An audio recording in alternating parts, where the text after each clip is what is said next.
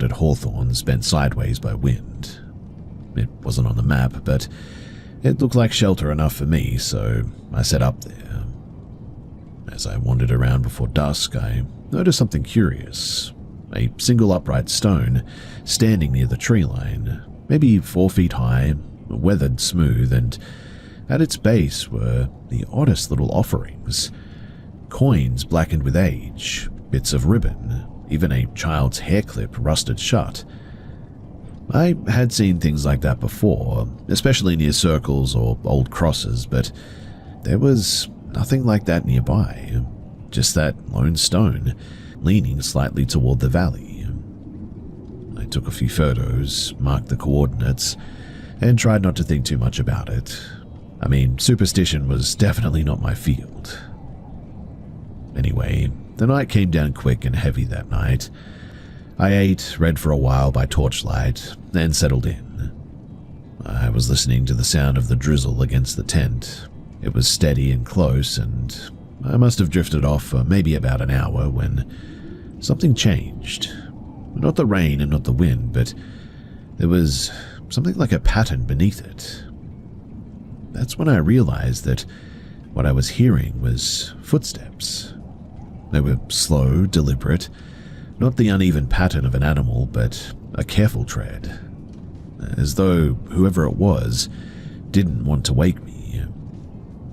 My ears filled with the thudding of my own pulse, and I laid still, listening. Then, against every better instinct, I turned off my torch and I waited. The steps, they moved around the far edge of the old wall. It was like a crunch and then a pause and then a crunch again. I could picture someone circling just beyond sight, and my mind offered explanations. A lost hiker, a farmer checking stock. But each explanation felt thin and misplaced. Whoever it was, or whatever it was, wasn't using a light too, which meant that they didn't need one. After maybe a minute, the sound stopped. I counted to 30, then another 30, and then nothing. I realized then too that my mouth was dry, so finally I unzipped the tent just enough to poke my head out, torch clutched tight. The beam cut across the clearing, trembling slightly in my hand. Trees, grass, the outline of the wall, my breath fogging in the air, and then something pale. At the far side of the hollow stood what looked like a horse, maybe. Or at least it looked like one. It faced me head-on, unmoving. The coat was grey, not dappled or white, but flat, like unshaped paper almost. Even from across the clearing, it seemed way too tall. Its head level with the lowest branches that I could see. Weirdly, too, it didn't blink and didn't breathe. Its mane sort of hung straight down, motionless despite the breeze, and upon seeing it, I instantly froze. Something primal in me wanted to drop the light and just hide. There was no sound except the faint dripping of the water from the leaves now, and then I did a blink, and in that half second, whatever that thing was, it was gone. Mind you, there was no rustle, no hoofbeats, just the empty clearing in the sense that something had leaned close enough to look straight through me. I sat up the rest of the night, way too afraid to unzip the tent again. When dawn finally came, the air was thick with fog, the grass was silvered with dew, and the offerings at the stone, I noticed that they had been moved and were sort of scattered about, ribbons gone, coins overturned. I couldn't bring myself to go near it, too. I packed and left within the hour, following the track downhill until I saw signs of the road again. My boots left deep prints in the mud, but there were others beside them, too. Sort of long, narrow impressions spaced a little bit like hoof marks, running parallel to mine for, I would guess, maybe nearly half a mile before just veering off, and I didn't follow them. When I got back to town, I did mention this to a local archivist, sort of half laughing at myself, not taking it seriously. But she frowned when I described the stone, said that it sounded like an old mayor post, apparently a marker where travelers left tokens to keep things at bay from following them home. Apparently, there were stories about this thing too, that on certain nights when fog rolled in from the coast, that something like a mare would rise from the marshes and wander the old tracks looking for those who forgot to leave their due. I told her in the end that I really didn't believe in any of that superstitious stuff, but I was unsure as to what exactly it was that I saw that night.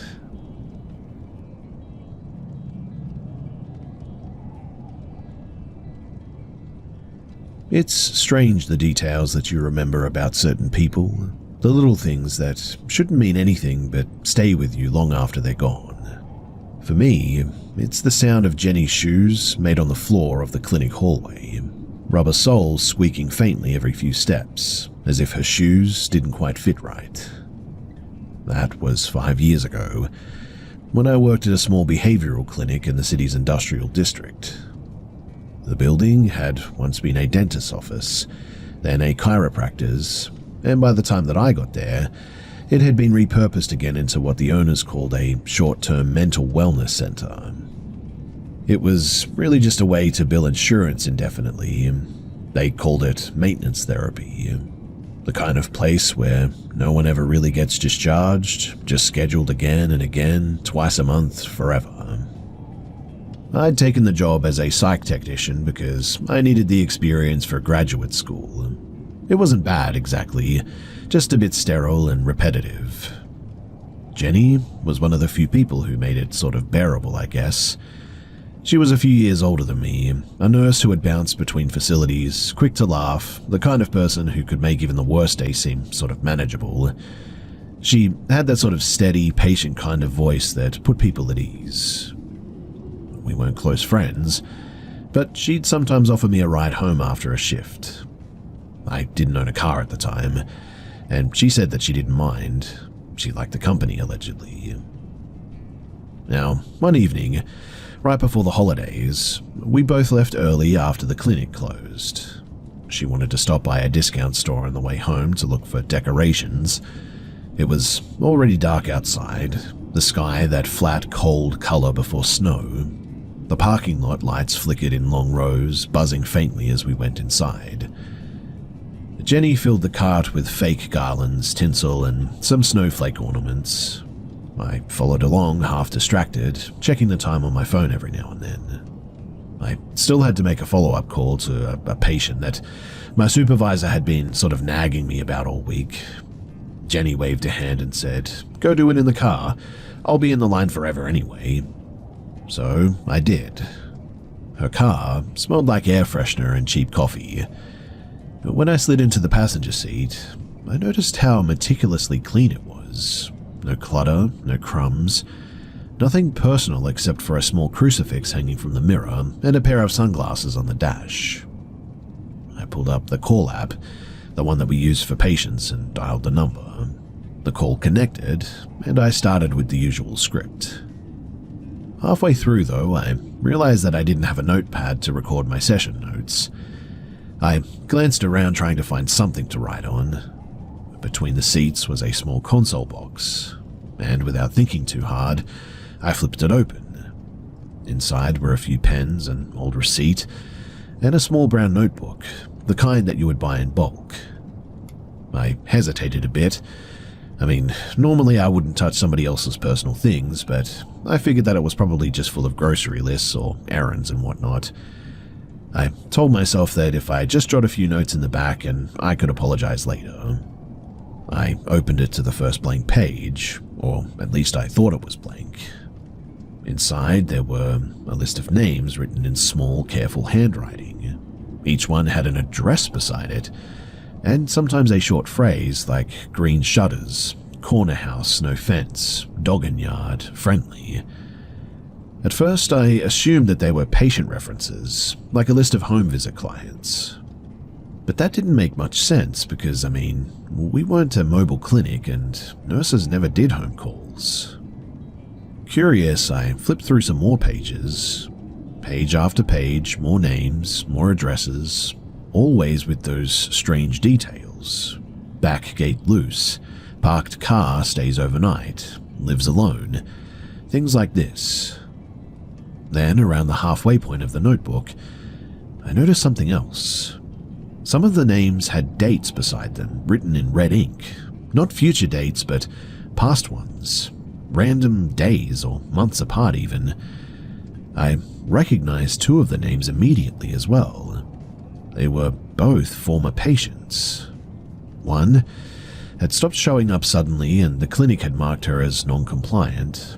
The other had supposedly transferred out of state. Upon seeing this, I got a bit of a weird feeling.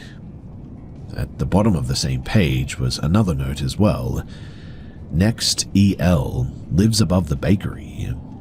EL were my initials. I sat there looking at this thing, sort of frozen.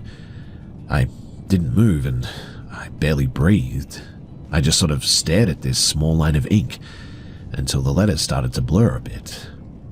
For a moment, I told myself that it had to be something else. Maybe she kept a record for safety checks or maybe it was a part of some research project. But I knew that that wasn't true. There was no research, no outreach, nothing that required knowing where any of us lived. I closed the notebook, slowly placed it back into the compartment, and sat perfectly still until Jenny returned. When she got in, she smiled and asked if I'd finished my call, and I said yes. My voice cracked a little bit when I said it too. Thankfully, though, she didn't seem to notice. She handed me a paper cup of hot chocolate that she had bought from the cafe near the checkout and started the car. On the drive home, she talked about the snow forecast, about her neighbor's cat that had gone missing last week, about how she might spend Christmas alone this year. I nodded in all the right places, pretending to listen, but I just couldn't stop thinking about that notebook. When we pulled up to my building, she smiled again and said, "See you Monday." I nodded, said thanks, and got out of the car. I waited until she drove off before running up the steps 2 at a time. That night, I barely slept. I kept thinking about those names, those addresses, and the red-inked dates. I wanted to believe that I'd misunderstood things, but I just couldn't shake the image of my initials written there, right at the bottom of that page. The next morning, I went into work early before the others arrived. I logged into our internal system and looked up the patient files of the 2 names that I recognized. Both accounts had been flagged incomplete.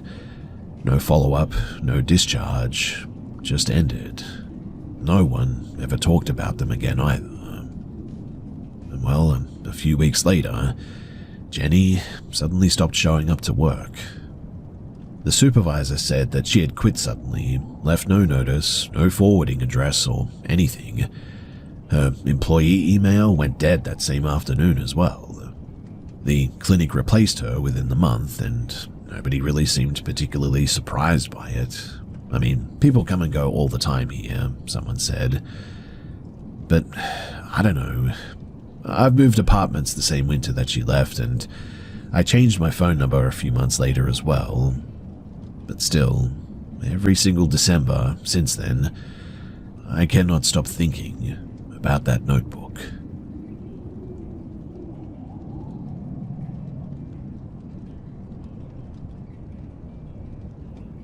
There are certain sounds from childhood that just never really leave you, right? For me, it's the slow squeak of the stairwell door in the apartment complex where I used to babysit. It was always followed by footsteps that echoed just a little too long down the narrow hallway. Even now, when I hear that kind of sound, an uneven rhythm of someone walking toward me, I feel that same crawling unease in the back of my neck. So, I was 15 then, still in that weird in-between stage where you're technically responsible for other people's kids, but still young enough to think that danger is something that happens to other people. The family that I babysat for lived on the 2nd floor of a quiet, aging complex.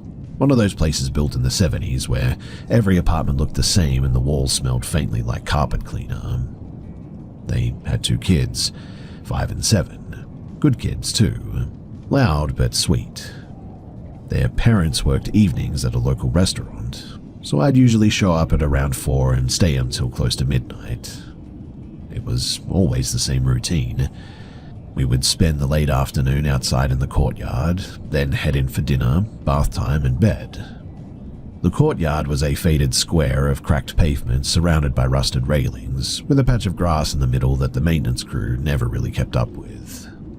The kids liked to ride their bikes in loops around the parking area. I would sit on the low concrete ledge near the stairs, scrolling through my phone or reading, just sort of keeping an eye on them. That's where I first saw the man, from 3B. He was tall and pale, probably mid-40s, always wearing the same faded windbreaker, no matter the weather, and he had this kind of awkward politeness about him that made it hard to tell if he was harmless or not. The first time he spoke to me, it was sort of just small talk really, asking if the kids were mine, which I thought was kind of funny. I told him that I was just babysitting, and he smiled like that was exactly what he wanted to hear. He asked about school, about where I lived, whether I was on any sports teams or anything.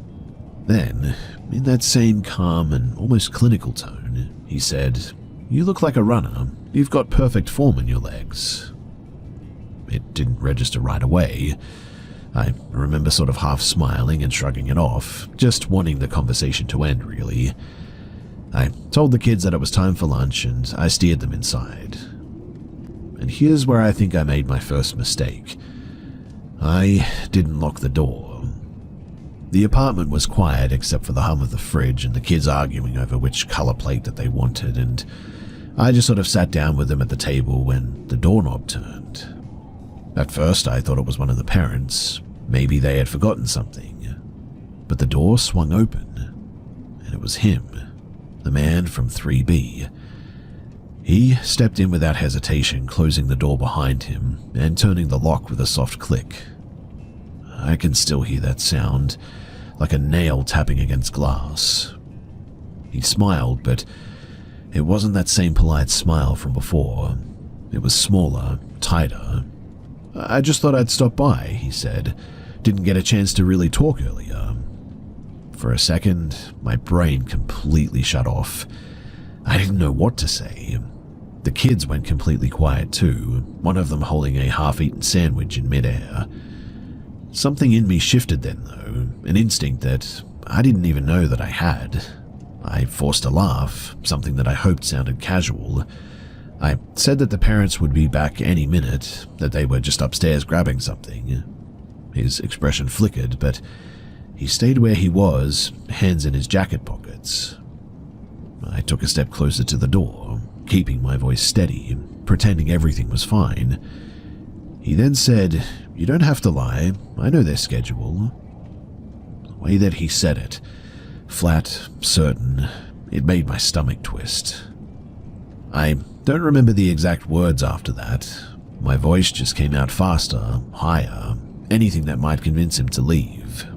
I told him the kids had to take a nap, that the building manager sometimes comes to check on them, and that there were cameras in the hallway. Lies, all of it. But somehow, it worked. He looked at me for a long moment, then sighed, turned, unlocked the door again, and as he stepped out, he said, almost to himself really, "You're smart, that's good." Then he shut the door behind him. The sound of the lock sliding into place when I turned, it felt like oxygen returning to my lungs. I double-checked every latch, pulled the curtains shut, and sat on the couch, literally shaking for a full minute, before calling the kids' parents. But when I saw the time, I sort of hesitated a bit. They would still be working, and I didn't want to cause trouble or get blamed for not locking the door sooner. So in the end, I said nothing. When they got home, I smiled and said that everything was fine, and I just left. I didn't even tell my mom until the next morning, when I guess the fear finally caught up with me. She went completely pale as I told her. She called the family right away, and they called the police. Later that evening, an officer came by our house. He asked a few questions: what he looked like, what time it happened, how long he was there for. He didn't say much, but I could tell that something was wrong from his expression. The next day, Mum showed me a news article online because a man in the same complex had been taken into custody. Same age, same build, same faded windbreaker. Apparently, he had been wanted for multiple assaults across 2 states. And the police, they found something in his apartment that made my skin crawl upon hearing it. According to the report, there were notebooks or pages and pages of handwritten names, most of them women and girls from the complex. Notes about what time they left for work, when they were home alone, which apartments had children, which ones had dogs in them. The article said that some of the names had been crossed out in red pen, and no one ever explained what that meant to me. I don't remember locking doors before that day really, but these days I check them at least 2 or 3 times even before I sleep. I even keep a chair wedged under the handle when I'm home alone.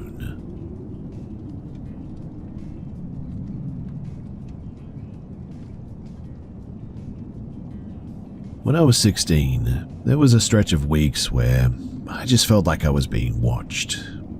Not in an obvious someone following me kind of way, but in that subtle, uneasy sense where every shadow feels too still, every reflection too slow to move when you do. I told myself that I was just being paranoid. My mum's nerves, they had rubbed off on me. She had been scared lately too, you see.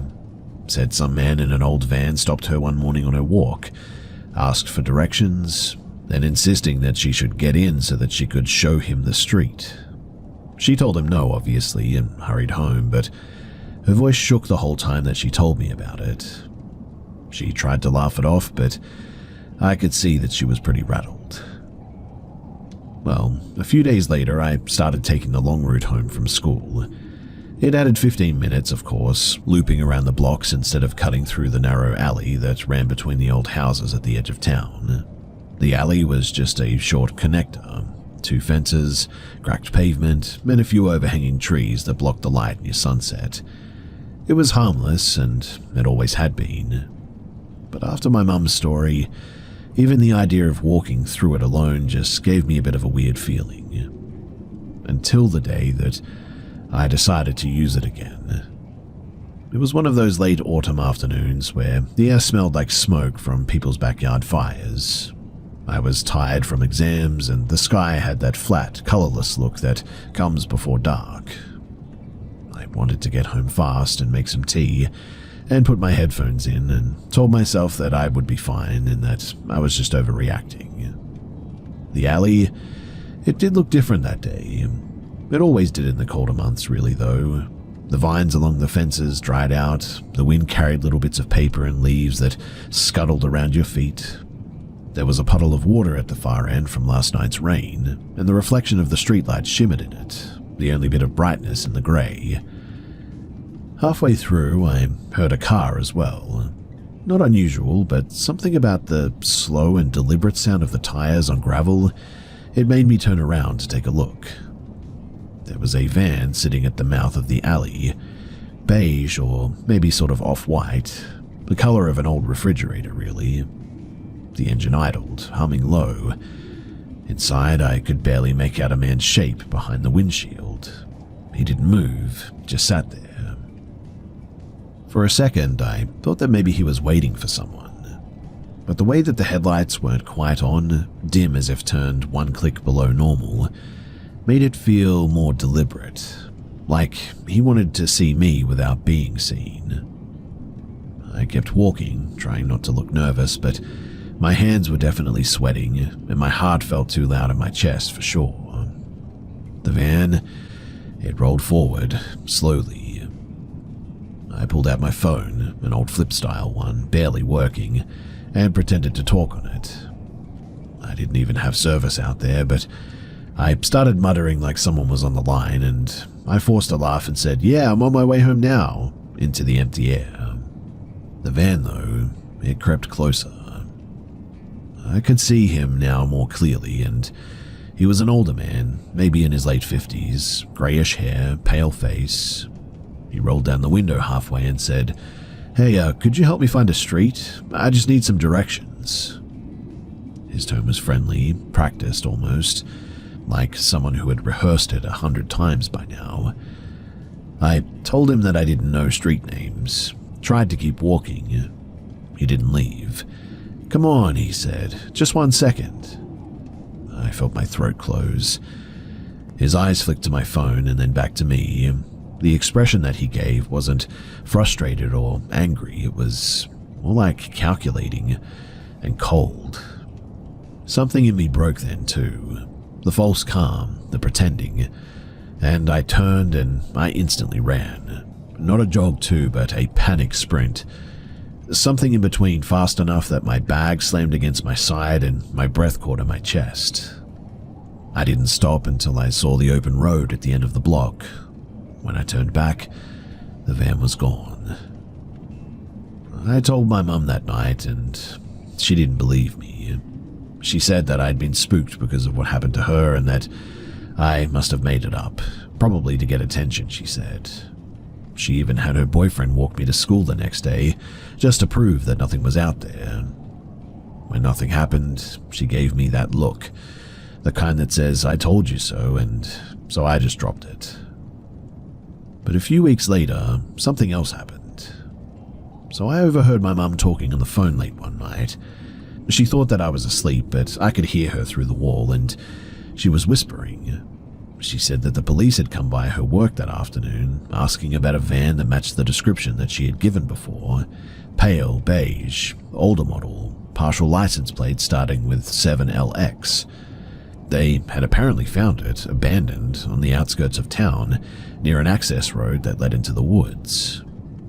Inside were boxes of women's clothing and a camera. The officer told her that the clothing seemed to match mostly women, but also a few teenagers. And it was soon after this that Mum moved us out, only a month later. Said that it was because her job was relocating, but I knew better than that. Years later, whenever I walk anywhere alone now, even across a parking lot, sometimes I feel that odd sensation again, like someone's watching me. I always turn around and obviously no one's there, but that anxious feeling is truly something horrible, and I really hope that none of you ever have to experience it.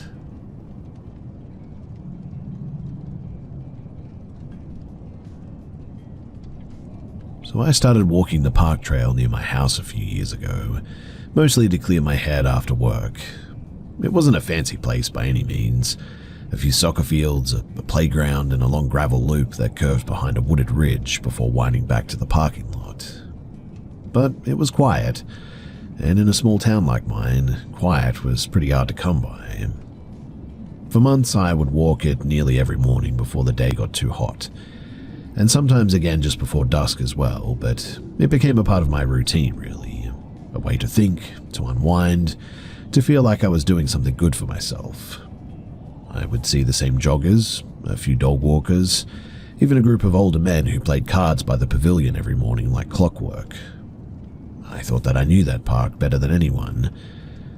But the last few weeks, something about it had started to feel a bit different. It wasn't anything obvious too, just a bit of a shift. Like I would catch the faint sound of someone walking behind me, turn and find no one there. Once I could have sworn that I heard whispering, quick and sharp like a radio flicking on for about half a second, just as I passed through the bend behind the hill, that is. I brushed it all off. I mean, you can walk through a forested park alone and not get spooked by the occasional trick of sound or shadow, and I told myself that enough times to believe it.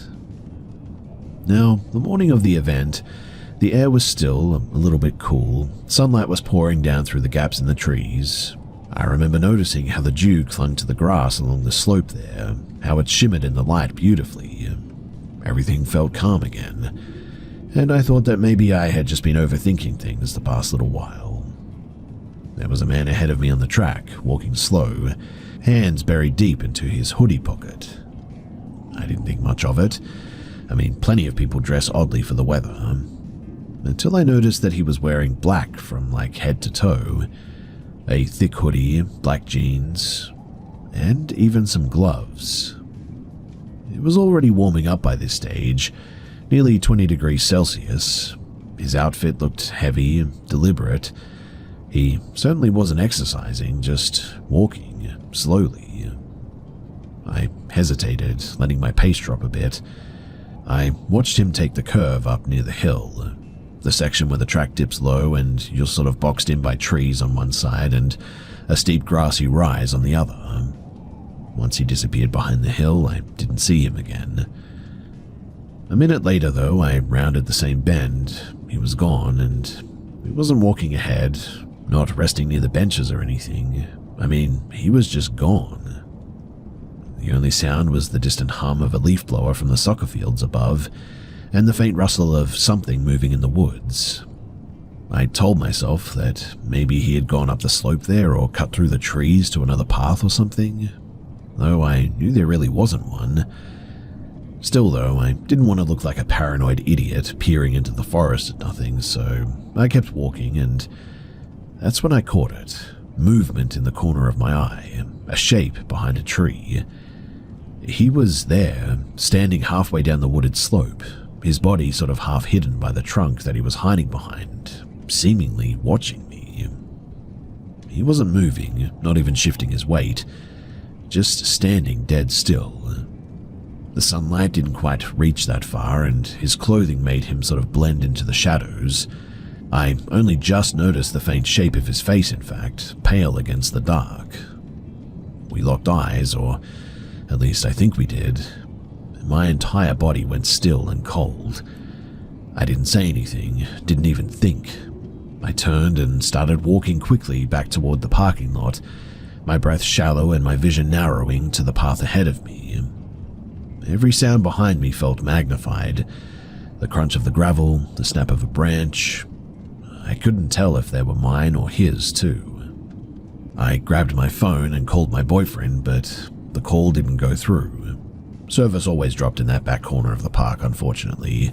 And I mean, of course it did, right? So I broke into a run. By the time that I reached the front, my lungs were burning and the park was almost empty.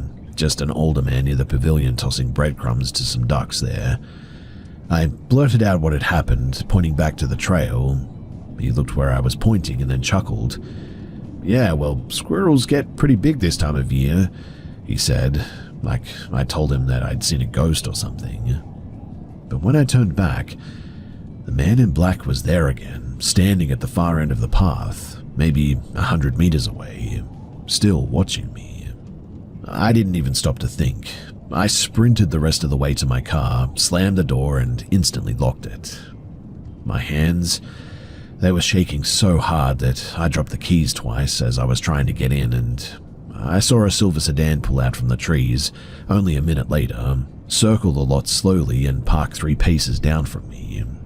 The driver had a similar black hoodie, same stillness, and never got out. Just sort of sat there, looking at me.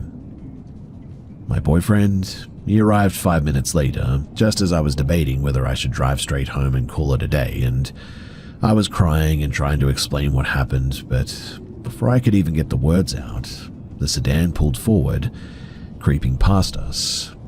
The man glanced out the window as he passed, and I swear that he was smirking, then drove back down toward the hill where the other person that I had seen was, and disappeared down the service road that looped behind the woods. We did call the police in the end, and they took my report but didn't seem too concerned. Probably just some guy walking, one of them said, maybe taking photos. And so they never went looking for him.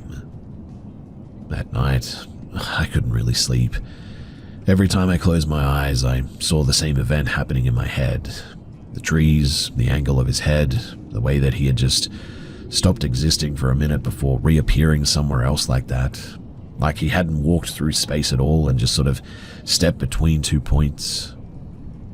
A week later, I drove past the park on the way to work, and it just doesn't have the same appeal like it used to for me. I haven't gone back there, and to be honest, I think I'm going to look for a new place to start my routine again.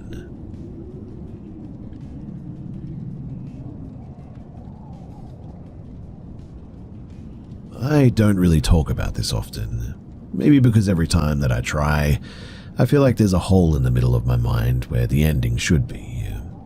It's not that I forgot, but it's more that something took the memory, like pulling a single thread out of a sweater and leaving only the empty weave behind. This happened in the early years after college, when I was still idealistic enough to think that I could fix the world if I just cared hard enough. That's what led me to join a crisis hotline as a volunteer. The training was long, draining, but very meaningful. 8-hour Saturdays spent practicing empathy until it genuinely felt mechanical.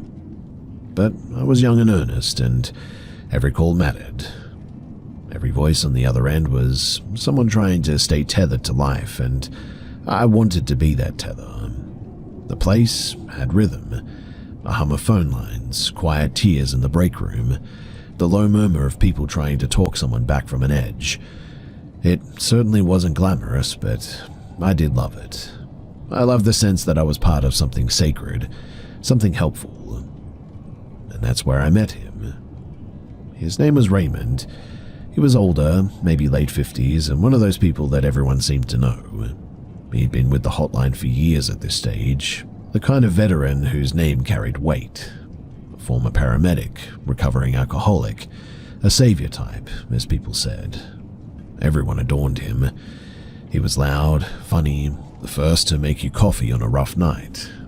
And I trusted him completely. After a few months, he started chatting with me during breaks. Little conversations at first, nothing strange. He told me that he lived once with 2 dogs in the suburbs and that volunteering had kept him alive. When he asked if I could watch his dogs one Friday night while he went to a veterans banquet, I pretty much said yes without a second thought. His house was nicer than I expected too. Neat, quiet, maybe too quiet in fact. He greeted me at the door with 2 friendly labs who bounded toward me like they had known my name forever. Everything also smelled faintly of lemon cleaner and something else as well, like candle wax or something maybe. In any case, he gave me a quick tour, friendly as ever, explaining the dog's routines, and then, just as I thought that he was about to leave, he said, "Come on now, I'll show you the upstairs." I hesitated a bit. I don't really need to. It'll just take a second, he said. It's easier to see where things are if the smoke alarms go off or something. So I followed him. The upstairs hallway was dim, carpeted in dark green. His bedroom door was half open. Inside, soft light flickering, candles, a half a dozen at least. The air smelled thick, sweet. And he stepped in and said, "This is where I crash after long shifts," smiling in a way that didn't reach his eyes. His bed, it certainly dominated the room, huge and low, covered in black and burgundy sheets. The curtains were drawn tight, even though it was still daylight outside. He sat on the edge of the bed, gesturing for me to come closer. "You ever get lonely doing this work?" I laughed, nervous, light, hoping that it would diffuse whatever was happening here. Yeah, sure, sometimes." "Yeah," he said quietly. "Me too." Then he leaned forward a little, still smiling, but there was something off about it, something unrecognizable flickering beneath the charm. I backed up a bit, muttering something about checking on the dogs. He stared at me for a second, then said flatly, "You should go if you're uncomfortable." I thought that he meant go downstairs, but the way that he said it, cold, measured, made my skin crawl. He left soon afterward, muttering something about picking up his uniform from the cleaners. The house was silent again. Well, except for the clicking of the dog nails on the tiles. And that's when things started to blur a little bit for me. It was around 8 o'clock. I must have decided to head home, and I walked to the front door and reached for the lock. Only there wasn't a key, and it was not on the table, not by the door, not on any hook, and I checked my bag, my pockets, but there was nothing. I called him. He picked up immediately. "Hey, Raymond, I think you forgot to leave me a key." There was a pause, then a cheerful, "Ah, that's right. I locked the outside deadbolt. You can get out through the garage, though. All you have to do is just hit the button. It'll close on its own." I didn't like how calm his voice sounded, but I laughed awkwardly and said, "Okay, thanks," trying not to sound uneasy. I opened the garage door and stepped out with the dogs, hit the button to close it behind me, and it rose right back up again. It was a motion sensor, which meant that it wouldn't shut. I remember standing there, sort of watching the door stutter halfway down before reversing over and over again. The dogs started whining and circling me, and I felt suddenly like an ache building in my throat, the kind that comes before tears, and when I called him again, he didn't answer. And that is where my memory ends. I remember crying into the dog's fur, whispering that it was okay and that I would figure it out, and then nothing, just a black wall. No recollection of how I got home, no image of him returning, no sound of a car, nothing. Just that silence, heavy, endless, pressing against my ears, and that's it. Years later, long after I'd stopped volunteering, I got a message from an old friend from the hotline. "Did you hear about Ray?" she asked. "He apparently died. Heart attack. It was sudden." Everyone was posting tributes online. A hero, a mentor, a good man. But all I could picture was the way that he looked that night. The flicker of the candles, the way the room smelled, the hollow grin, the way that I blacked out like that. Sometimes I still think about that house, about standing in the garage again, the dogs whining beside me, the door refusing to close, and I always wake up just before I remember how I left. The strangest part, though, is that I tried to look up the address that he gave me once. The street certainly exists, but the number that he wrote down, it doesn't. In fact, there's nothing there but a vacant lot and a cluster of trees, so I have no idea what house I was actually at. And look, I know that that sounds really weird, but I have checked that number over and over again, and either I have the wrong number now, or that house just doesn't exist anymore.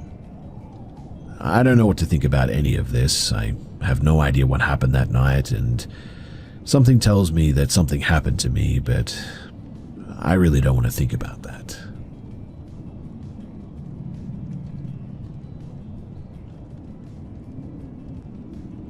When I met Owen, he was the kind of man who lived his life in definitions, an engineer, the sort who believed that everything had an equation buried beneath it. He didn't read any horror novels or care for anything that he couldn't measure. And yet, he was the one who told me the two stories that I've never been able to shake. He didn't tell them for effect either. He told them like a man describing a set of errors in a machine. Things that just shouldn't have happened, but did. The first story was about his aunt and uncle, who had bought a Grand Georgian house in Wiltshire. It was a showpiece, really. Stone columns, high ceilings, a dining room large enough to hold a small orchestra, but they were the kind of people who hosted dinners with way too much cutlery and champagne that just never ran out. For the first few months, everything went as expected. But then came the odd little shifts, as he put it. The dining room chandelier would be swaying slightly when they came downstairs in the morning. Lights would switch themselves on in empty rooms. Once, they found a single place setting laid out on the table, perfectly arranged, though neither of them remembered doing it. They laughed it off, obviously. Old wiring, settling timbers, tricks of memory, stuff like that. One afternoon, though, Owen's aunt went jogging through the park that bordered the estate. It was one of those rare English days when the light makes everything seem older, like an old photograph developing in reverse. She noticed a woman sitting on the same bench that she had seen a few times before. small, pale, wrapped in a heavy wool coat despite the warmth. They nodded politely, and this time they spoke. The woman, she asked where she lived. When Owen's aunt told her, the woman's face changed. Her lips thinned, and she said, "Oh," quietly, "that house." She hesitated, then added, "Yeah, there was a family there once. The old man, he did himself in, apparently, on the dining table." It was such a blunt thing to hear in the sunlight, so ordinary in its delivery that she laughed a bit, thanked the woman, and finished her run, trying to shake it off. But she never used the dining room again after that. She said that it felt occupied, as though somebody else had quietly resumed their place at the head of the table there. Her husband mocked her for it, of course, until one night they both woke up to the unmistakable sound of footsteps, slow, steady, pacing the dining room below. When he went down, the house was still. No open doors, no draft, but the chandelier above the table was moving gently, swaying side to side, as though a breath had passed through the air. He left it alone, and they slept in the guest room that night and never spoke of it again. A year later, they moved. Owen said that he never really found a record of anything or anyone dying there. He looked, apparently, and checked the deeds, scoured archives, you name it. But there was one odd entry in the old land survey, a note beside the property's boundary line, written in faded pencil, "Tablestone, not to be disturbed." He told me that part like it was an afterthought, as if he had only remembered later how strange it sounded. Well, the second story, that came later, told over coffee on one of those grey afternoons where conversations drift into uncomfortable places. This one wasn't about somebody else, it was actually about his own family farmhouse, passed down through generations. In 1932, his great-grandfather's youngest son, Thomas, was struck by a delivery lorry on the main road. They said that he had apparently been chasing a ball. The boy was 10, and his father even saw it happen. Since then, a photograph of Thomas, a small sepia portrait in a cracked frame, had always sat on the mantelpiece every Christmas. No one really thought much of it too until the first Christmas after the accident, when the picture fell during supper. The sound was sharp, sudden, glass shattering mid-laughter. His great-grandmother wept, and they took it as a sign that he was still with them somehow. But the picture, it fell again the next year, and the next, always on Christmas night, always without anybody touching it. They even nailed it down once, determined to prove a point, but the next morning, it was lying flat on the hearth, nails bent like they had actually been pried loose. "It's tradition now," Owen said dryly, stirring his coffee. "They just set it on the floor before dinner every time." He said it like a joke, but there was something in the way that he looked past me when he spoke, like he was remembering something that he didn't want to. I asked if he had ever seen it happen himself, and he nodded once. "Yeah, when I was 16. It didn't fall, it just sort of, tipped over, slowly, like somebody was setting it down. It was weird."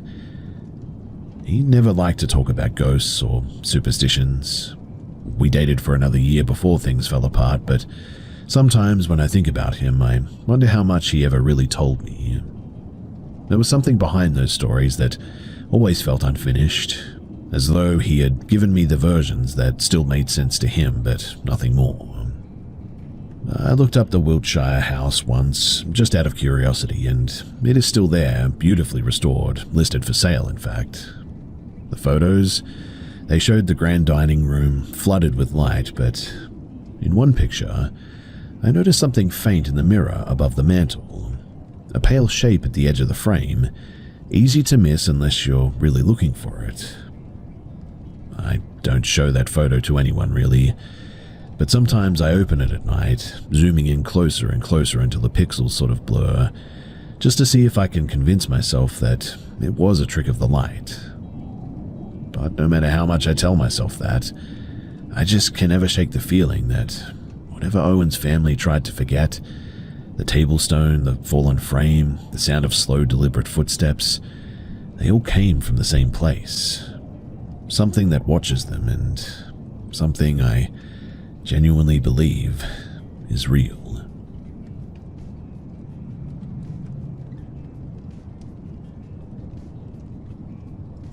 When we landed in England that November, the location felt older than anything that I'd ever known.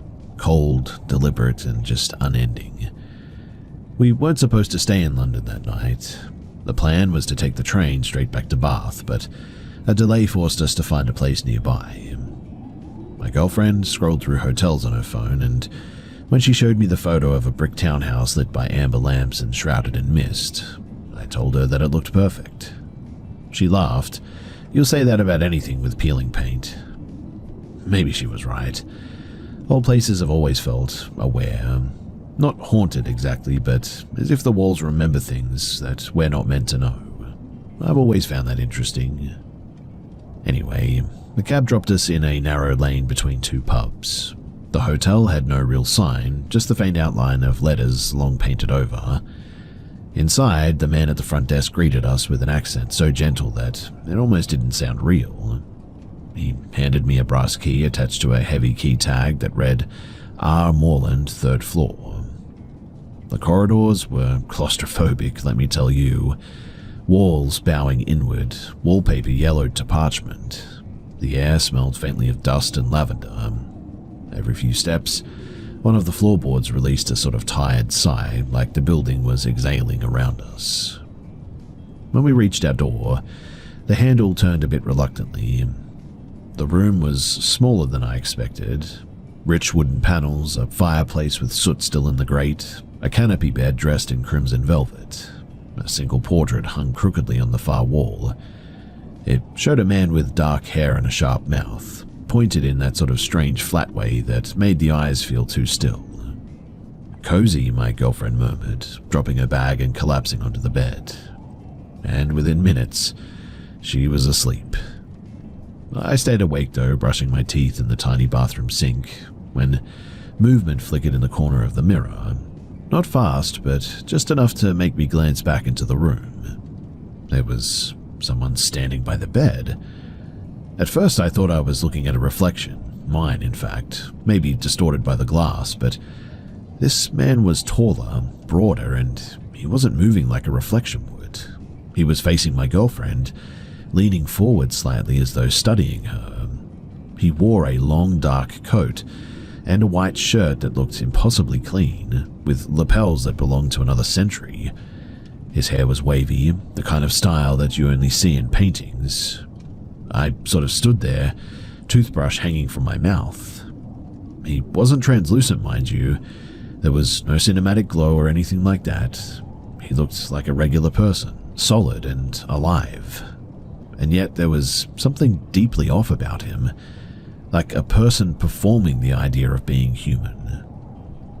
When I finally stepped toward him, my legs trembling, he didn't react. He didn't even seem to breathe. Then, in the space between one heartbeat and the next, he just sort of disappeared right before my eyes. No footsteps, no sound, nothing like that. It was like he blinked out of existence. I checked the door. It was locked from the inside. The windows, they didn't open wide enough for anyone to slip through. I began to panic a bit at this, and I turned off the bathroom light and I crept into bed. My girlfriend, she stirred but didn't wake, and I lay there in the dark, eyes open, listening to the rain and the distant hum of traffic, trying to convince myself that it was a trick of exhaustion. Sleep didn't come easy that night, too. At some point, I must have drifted off, though, because when I woke, the fire had gone out and the air was so cold that it hurt to breathe. The clock on the nightstand said 2:11 a.m. Something in the silence, though, felt wrong. My girlfriend was still beside me, but the portrait on the wall, it wasn't the same anymore. The man's head had turned. His gaze was now fixed directly on the bed. His mouth was parted just slightly, like he had been caught in the middle of whispering something. I sat up so fast that the mattress groaned. The cold was unbearable now too, pressing against my chest. I switched on the lamp and there was no change. The portrait stayed exactly as it was. And then, faintly from behind the bathroom door, came the sound of running water, slow and steady. I wanted to wake her, but my throat wouldn't cooperate. Instead, I forced myself toward the sound, one slow step at a time. The bathroom light flickered on and off, casting long shadows through the room. The tap was open, but the sink was dry. There was no water, just the sound of it, playing it, being real. That was when I felt the weight behind me. Not a touch, but more like the sense of something close enough to breathe against the back of my neck. I will never forget that feeling too. It was truly terrifying. I turned and there was nothing there. We checked out early that morning and neither of us spoke much during the breakfast. It wasn't until our flight home that I told her about what I had seen, though even then it felt like I was describing a dream that I couldn't wake from. She paled when I mentioned the name on our key. Morland, she said. You didn't read the plaque in the hallway, did you? Apparently, the townhouse had once been owned by a painter named Richard Morland, who died mysteriously in 1812, found slumped at his easel, working on a self-portrait that he never finished. She showed me a photo that she had taken of the plaque, and the portrait on the wall, the one that turned its head, it was absolutely him. And when I zoomed in on her photo, I noticed something else strange. On the painting in the image, Morland's eyes were not looking at the viewer at all. They were angled off to the right, as if watching something or someone. But the angle of it all, it just reminded me of that night where I could have sworn that portrait, it moved.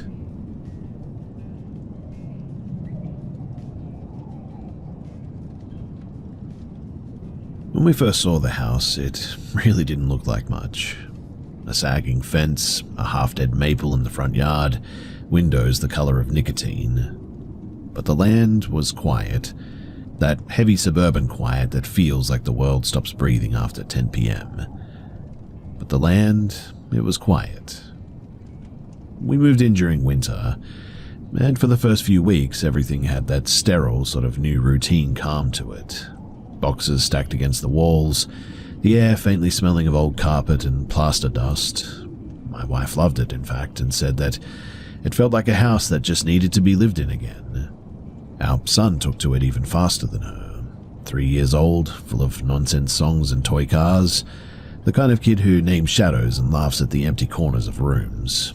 Yeah, a little bit creepy, but he's ours. It started small, him standing in the hallway between his room and the bathroom, whispering to the wall. At first, I figured it was an imaginary friend thing again. Normal, right? Kids do that.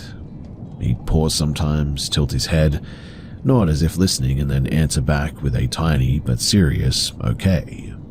The strange part, though, was how fixed it was. Always the same patch of wall, about shoulder height for me, just below the thermostat, and he never changed spots. Never faced another way or anything. When my wife asked who he was talking to, he didn't hesitate. The quiet man, he said. She laughed it off, said that it was probably something that he overheard from TV. I wanted to believe that too, but then came the sound. It was late, maybe 2 in the morning, when I got up for water and passed that stretch of the hallway. The house was dead still, except for this faint sort of humming sound. Not electrical and not the fridge or the vents or anything. In fact, it was sort of tuneless, low, like someone murmuring behind drywall. I thought at first that it was probably the pipes, but when I pressed my ear to the wall, the sound got sort of clearer.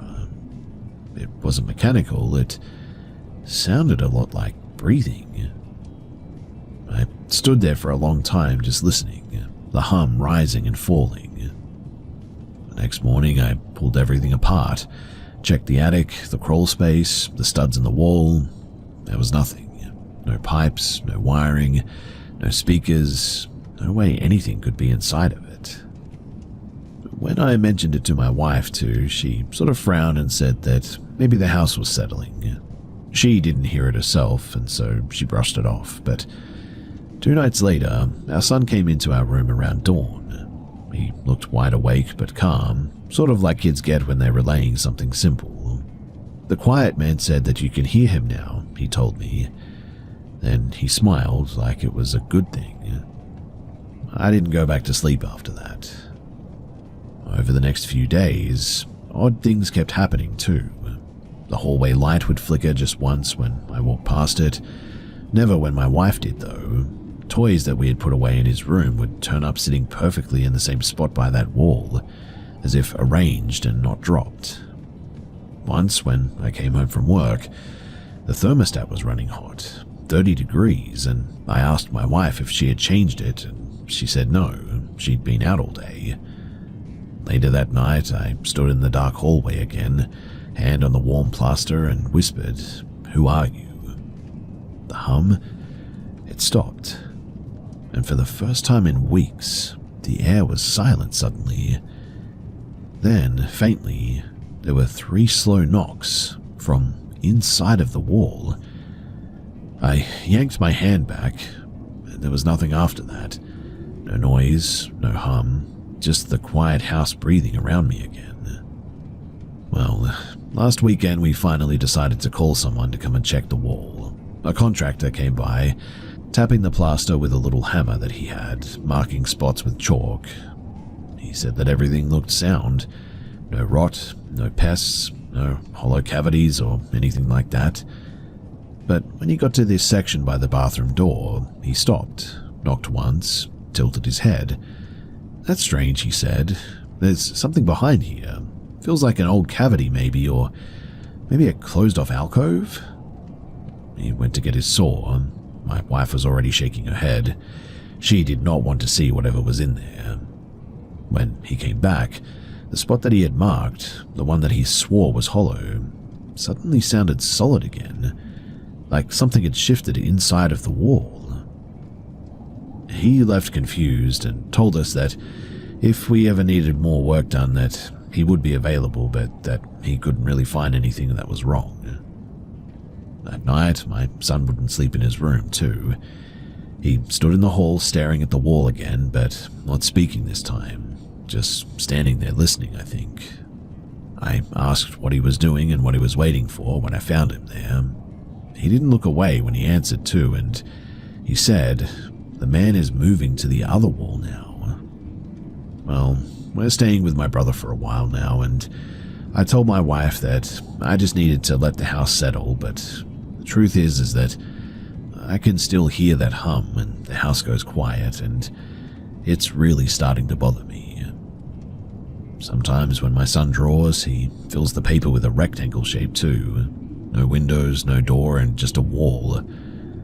And inside of that wall, he always colors a small oval gray sort of smudge, like the outline of something, but I can't make out what it is. And I guess that's why I'm here too. I have no idea what any of this is, and if any of you guys have any explanation or some advice as to what this might be, how I might get rid of it, paranormal or otherwise, then I would love to hear from you. Thanks.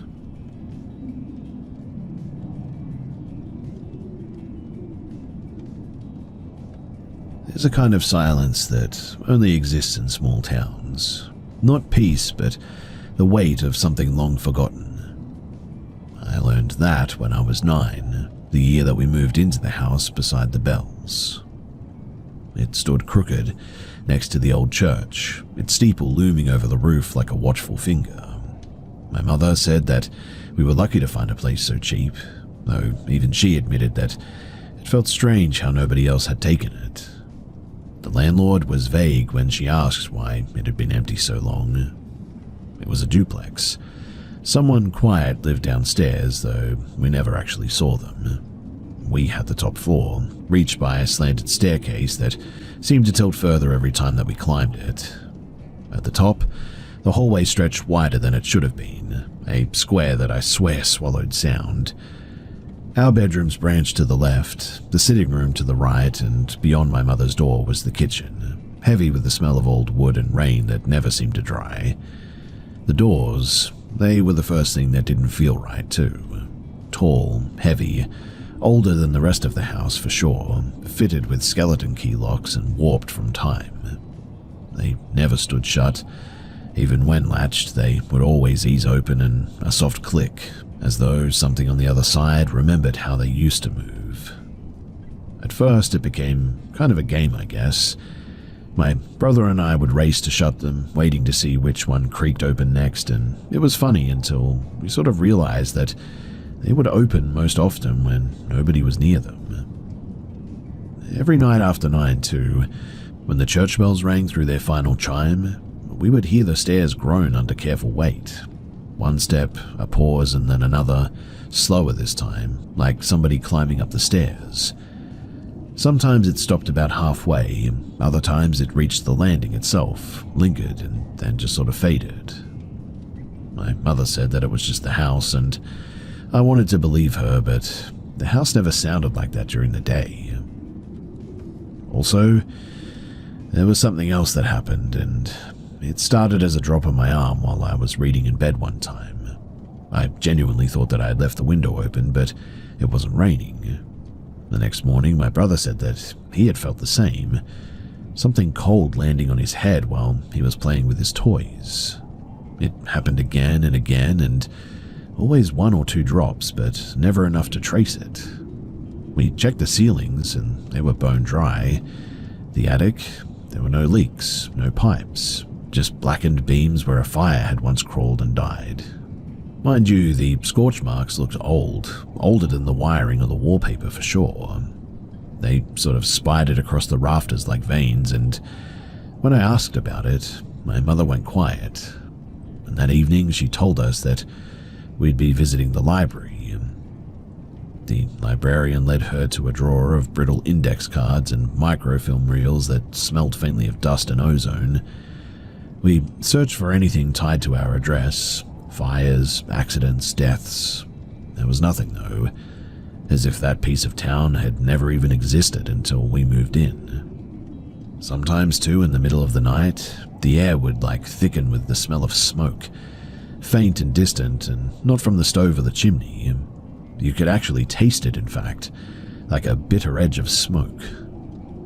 Then, on the night that broke everything, the church bells rang midnight early, and I will never forget this. We were asleep when the footsteps began, heavier this time, dragging and uneven. They reached the landing, paused, and then the latch of the living room door snapped open. My mother's boyfriend got up, cursed softly. So my family moved into a townhouse a little while ago. The building was roughly 3 decades old and sat directly across from a primary school with a regional medical clinic a short walk away. On paper, it was an ordinary residential location. I was a kid at the time, and from the beginning I had difficulty feeling settled there. I didn't describe it as fear back then, it was more a persistent awareness of being observed, I guess, even when I was alone. Now, one recurring issue involved hearing my name called all the time. It happened often enough that it became sort of routine for me. I would be in my bedroom or another part of the house and hear my mother call for me clearly, using the same tone that she always did. I would respond verbally, sometimes more than once, before realizing that nobody else was home.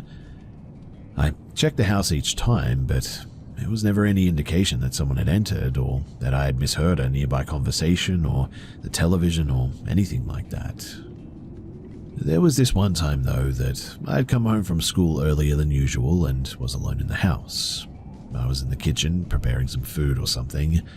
The layout included a narrow partition wall separating the walkway from the counter area, and as I turned toward that wall, I saw what appeared to be my father's face leaning around the edge, as if he was partially concealed behind it. My reaction was immediate and a little bit casual, I would say. I spoke to him, assuming that he was joking, and when I blinked, the face was no longer there. At the time, I really didn't know what to make of it. I did note one detail, though, that felt incorrect even then. The eyes appeared uniformly sort of pale, without visible pupils or contrast. I didn't tell anyone about it. In the end, I just sort of thought that maybe I imagined it.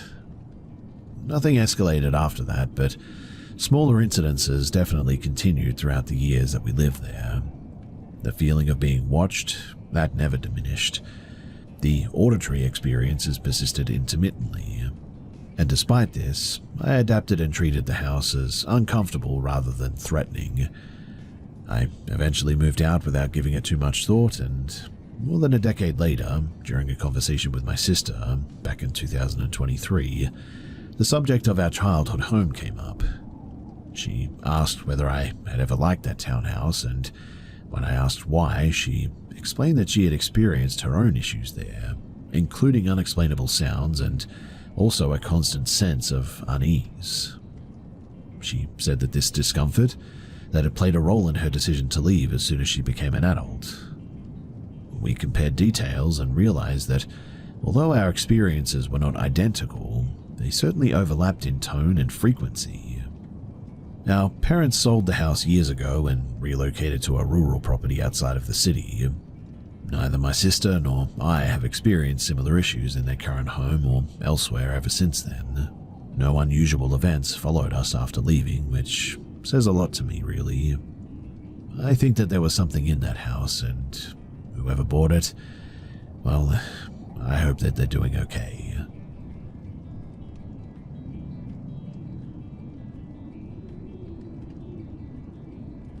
We moved into this house in late 2022, a single-story home with a converted loft in a quiet residential neighborhood. The house was pretty small, roughly 1,000 square feet, with an open main floor and a staircase leading to 2 bedrooms and a small office. I personally work from home, so I spent most of my time in the house and am pretty familiar with its layout, mechanical systems, and the ambient noises that come with it. The first incident occurred within a few months of moving in, I would say. One night, my wife and I were watching television downstairs. I went upstairs to lie down while she stayed behind to clean up a little bit. I was awake and scrolling on my phone, lying on my side and facing away from the bedroom door. I heard someone enter the room, felt the mattress shift, and felt weight settle beside me. This was obviously consistent with my wife joining me, and so I didn't react. Within seconds, I heard the kitchen sink downstairs turn on, though, and metal dishes make contact in the basin. The overlap of these two events was immediately noticeable. I turned to my side expecting to see my wife, but the bed, it was empty. I called out to her and she answered from the kitchen. We talked it through and we couldn't identify a cause for this. At the time, I assumed I was just tired, and so I didn't dwell on it.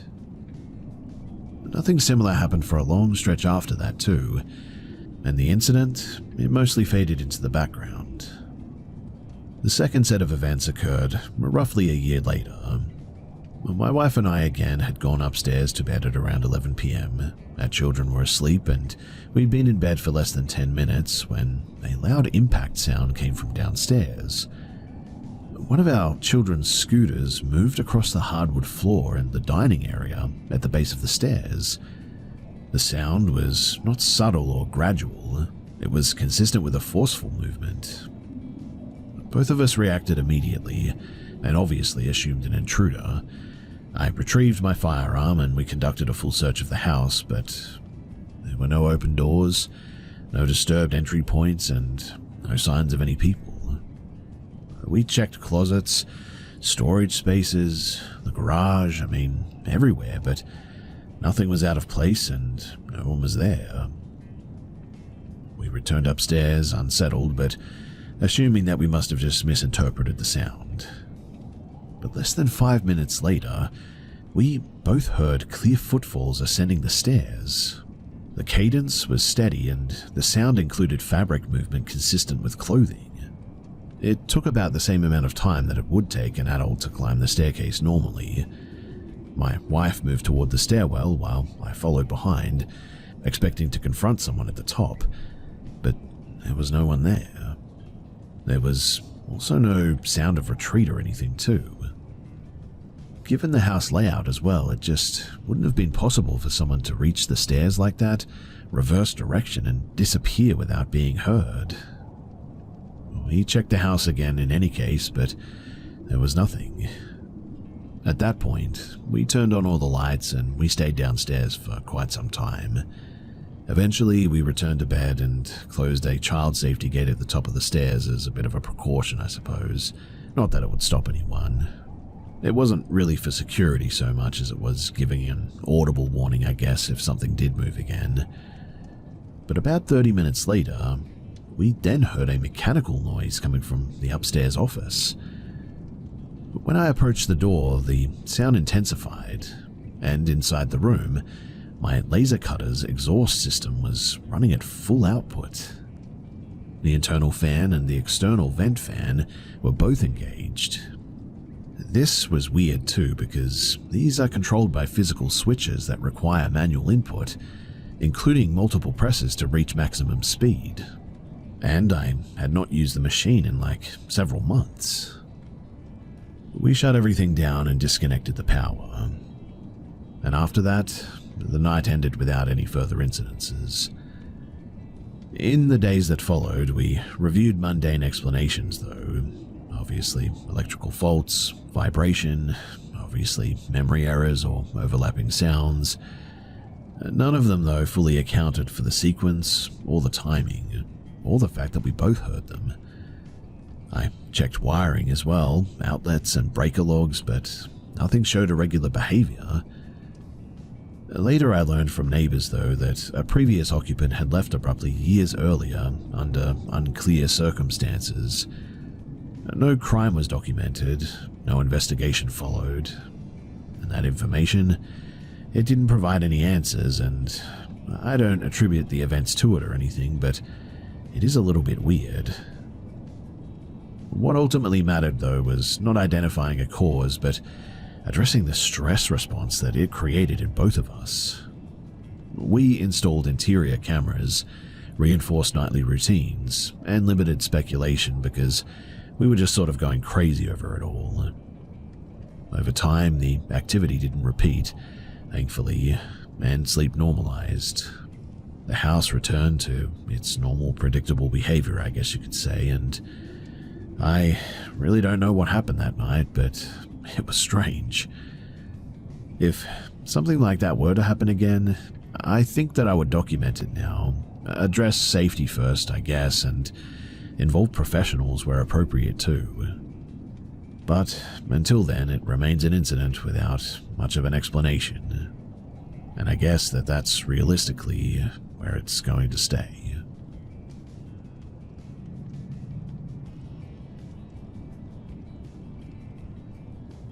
I was enrolled in a performing arts program at a regional university some years back. During my second year there, my partner and I rented a small apartment off of campus. It was inexpensive by local standards, and located in a concrete residential block built in the late 1990s. By the winter of 2024, we had lived there for almost 2 full academic years without incident. The apartment layout was pretty simple. The entrance opened directly into a combined living and dining area. A narrow corridor led to the bedroom and the kitchen, with a small bathroom between them.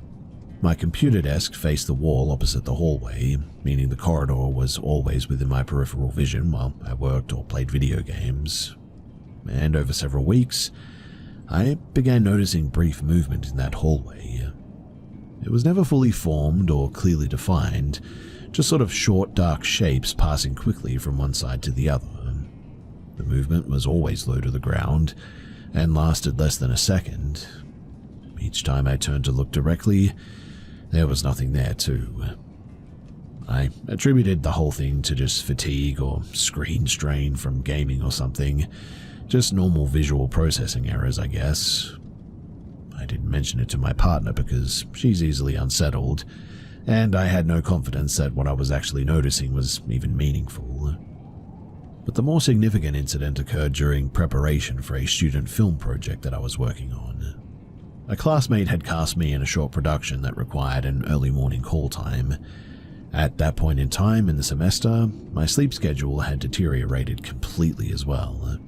I was staying awake most nights and sleeping through the afternoon. Adjusting on short notice was pretty unrealistic, but it had to be done.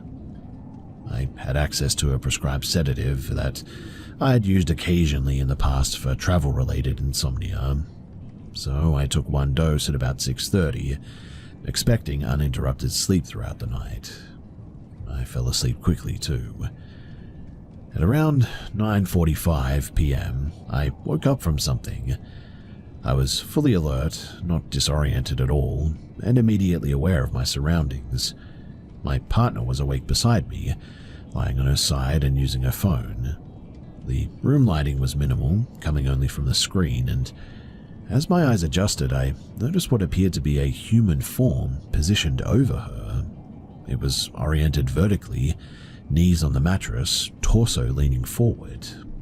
The outline suggested an elderly person based on posture and proportions. There were no sharp details, no clear facial features or clothing, but the shape was distinct enough to register as a figure rather than a shadow or reflection.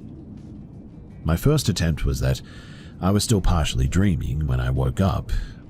However, I was able to speak and move slightly and register my partner's presence clearly. I verbalized a short, incomplete sentence out of reflex, and when my partner responded, I attempted to focus directly on what I was seeing. At that moment, my attention fully locked onto the figure, and it ceased to be visible. There was no motion away from the bed or change in the lighting or anything. It just simply was no longer present. The space above my partner was now empty. In the end, I chose not to describe what I had seen. I told her nothing was wrong, and I encouraged her to continue resting. My reasoning was just practical, I guess. If this was a transient hallucination linked to medication, stress, or sleep interruption, escalating it would just serve no purpose. So, later that night I checked the time and noted that less than 4 hours had passed since taking that sedative, which was very unusual based on prior use. I experienced no further disturbances that evening or that night, and so I really don't know what that was. Since moving out, I've not experienced anything similar, and I remain open to neurological or pharmacological explanations, but what I will say is that the medication that I took, it's never made me experience anything like this before, and as far as I know, it really shouldn't make anyone experience anything like this. I try not to think about it too much these days, and really, I was just glad to be out of there and to not have to go back.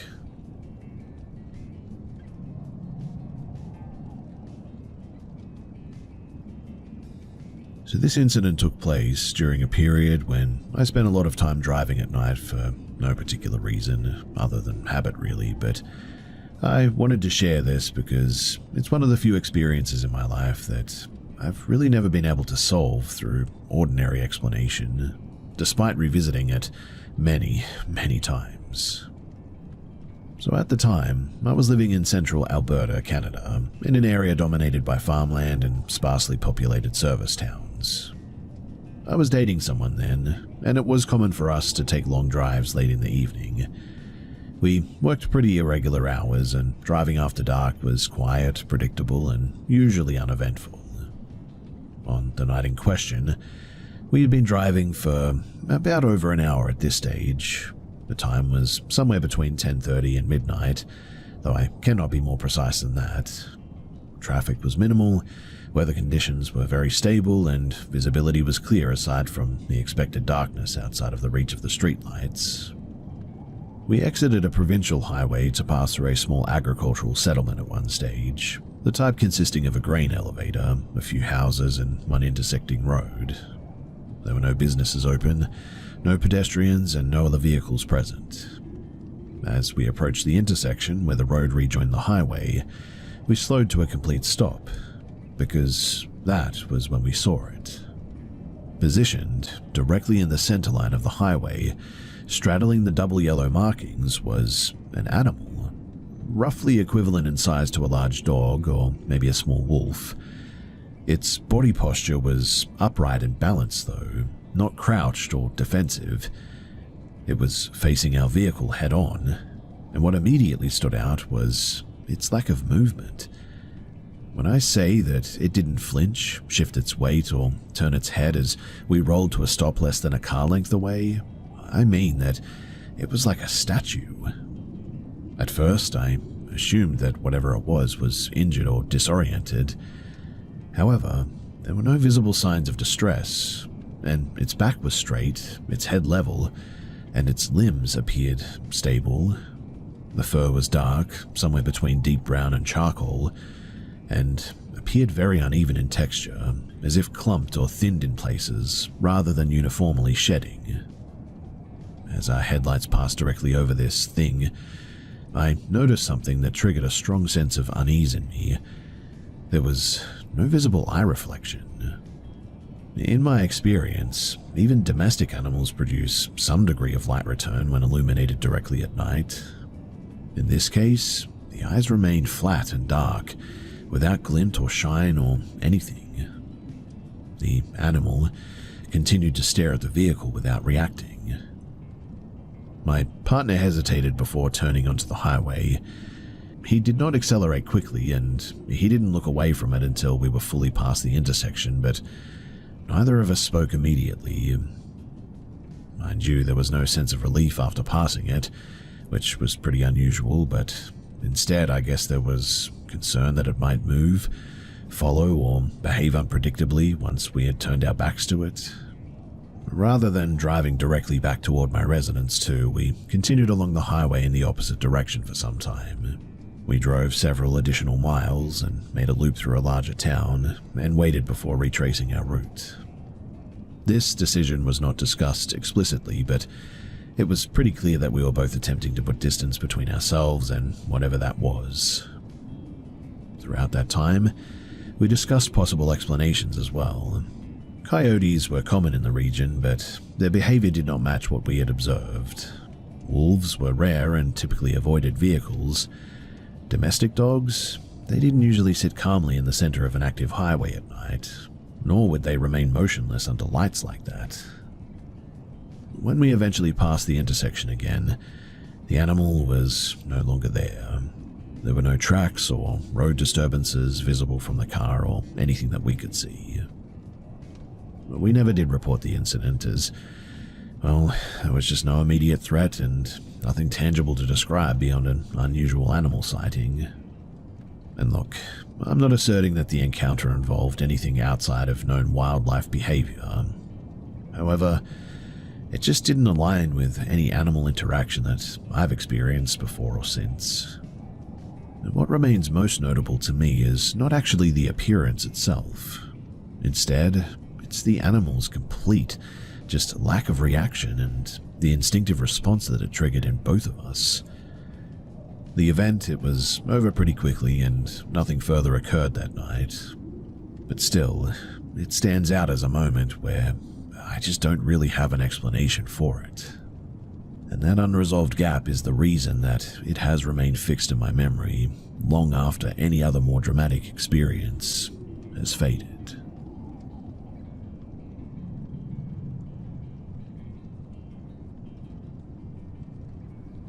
At the time that this happened, I was visiting a close friend who was attending university in Northern California, near the Monterey Bay area. A small group of us from our hometown met up with her for a brief stop before continuing south for a longer trip, and the plan was pretty casual. Stay one night near campus, then travel to San Diego County for several days. There were 6 of us, all women, and we rented a single vehicle for convenience. The drive south was pretty uneventful. The problems began only when we checked into the short terminal rental that we had booked for 2 nights. So the house was located in a densely populated but poorly maintained residential area near a major road. Entry required unlocking a metal gate secured with a combination lock, after which a narrow driveway led to the house.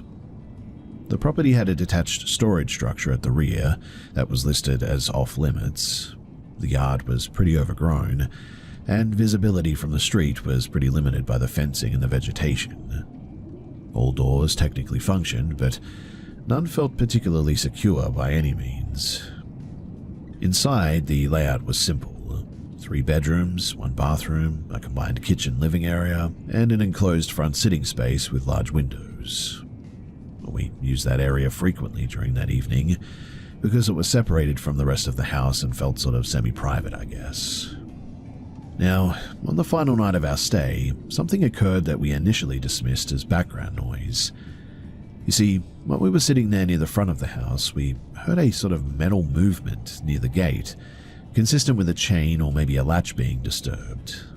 No one investigated immediately, and after a short discussion, we sort of went back inside and locked the doors again. Most of the group went to bed between about 11 o'clock and midnight, and one person stayed awake in her room video chatting with someone back home. Another friend reminded us later about studying, and I went to sleep shortly after midnight, I think. Now, I must have woken up sometime at around 2:30 in the morning by someone shaking my shoulder and telling me, quietly but urgently, that something was wrong. At first, I assumed it was anxiety or maybe confusion, but I followed her into the living room where several others were now gathered, visibly distressed. Before anyone explained, we all heard distinct movement coming from the kitchen area. It wasn't a single noise, mind you, but a sequence. Light impacts, shifting objects, and what sounded like drawers being opened and closed. Nobody was speaking at that point. The source was not visible from where we were standing, but at that moment, the situation shifted from confusion to threat assessment immediately. We woke the remaining people, consolidated into one bedroom, and barricaded the door with available furniture. 2 of us stayed positioned near the door while others contacted emergency services. And while waiting, we heard additional sounds consistent with footsteps moving between the rooms. These were not constant, but intermittent, and the sounds didn't respond to us making noise, calling out, or deliberately knocking on the walls or anything. And that absence of reaction was a bit disturbing, to be honest. Law enforcement arrived after a significant delay. Entry required one of us to unlock the door from the inside. The officers conducted a brief sweep of the interior and stated that they found nothing. Their inspection appeared limited, and they initially declined to check the yard or detached structure, but after insisting, they performed a cursory exterior check and no forced entry was identified. No items were reported missing, and the officers suggested that the possibility of an animal or maybe just misinterpretation, and they left. None of us accepted that explanation, though, and within an hour we decided that we should leave. So we packed quickly and we began driving back north before dawn rather than staying another night, and no one slept during the drive. In the days following, we attempted to sort of reconstruct the timeline and maybe identify some plausible cause. The most likely explanation remains unauthorized entry by a person familiar with the property or something, possibly somebody accessing the yard or the structure and leaving before police arrived. A lack of confrontation does not negate that possibility, I suppose, but in hindsight, our presence may have deterred escalation rather than inviting it, I guess, but since that trip, my behavior around shared lodging has changed dramatically. I now inspect entry points immediately, carry additional locking devices, and avoid properties with isolated layouts or unsecured exterior structures.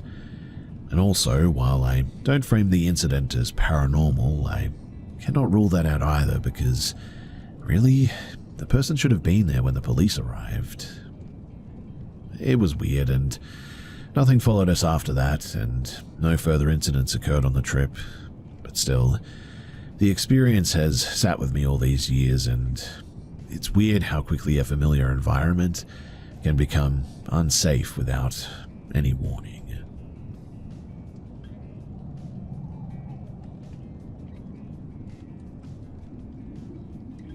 time that this happened, I was studying in northern Austria, enrolled at a public university, and serving in a student coordination role responsible for organizing orientation activities for incoming students. The first weeks of the semester were always demanding, involving early mornings, logistical planning, and really, really long days on campus. But I was living alone in a privately owned residential building that was not officially designated as student housing, but was largely occupied by students due to its low rent. The building also housed long-term tenants, short-term ones, and individuals whose backgrounds were unknown to most residents. The structure itself was pretty outdated and poorly maintained, but it was good enough for me. Now, each floor was divided into sort of two corridors, separated by a heavy fire door accessed from the stairwell. This door produced a distinct, high-pitched noise when opened, which made it pretty easy to track movement on the floor. The hallway lights were permanently on here, and my apartment was a single-room unit with a bathroom, bed, desk, and a kitchenette, all arranged in pretty close proximity. The front door was pretty thin, and the peephole was unusually large compared to modern standards. Anyway, on the morning in question, I woke up shortly before 5 in the morning to prepare some food for an orientation event. After showering, I stood at my desk mirror applying some makeup. My apartment door was less than a meter to my left, while the rest of the room was extended to my right. And at some point, I heard the corridor door open. This was not unusual by any means. Residents often return late here, especially during the first weeks of term. Normally, such movement would be followed by the sound of an apartment door opening and closing within seconds. But that sound never came, which was a bit weird. Several minutes passed, and I became aware of the absence rather than the presence of noise, I guess, and the corridor was just completely silent. I continued what I was doing, but my attention had definitely shifted. I noticed a physical response too. I had light dizziness all of a sudden, tension in my shoulders, and a growing sense of alertness that I didn't experience here ever before. I turned my head toward the apartment door. The peephole, which normally showed a bright, distorted view of the hallway, was now completely dark. There was no ambiguity about what that indicates too. Someone or something was directly blocking it. At that moment, I stopped moving. I didn't approach the door or the light switch, which was mounted beside the frame. Instead, I stepped backward toward the bed and sat down against the wall where the door was no longer visible. From that position, anyone trying to look under the door or something would not have a direct line of sight into the room. I waited, and I didn't check my phone or make any noise. I didn't really know how long this lasted, but it felt extended enough to be deliberate rather than accidental. Eventually, I heard the corridor door open again and then close. The sound was pretty clear again. I waited a little bit longer, and when I finally approached the door, I listened before opening it. There were no footsteps or voices, and so I unlocked it, opened it slowly, and found the hallway empty.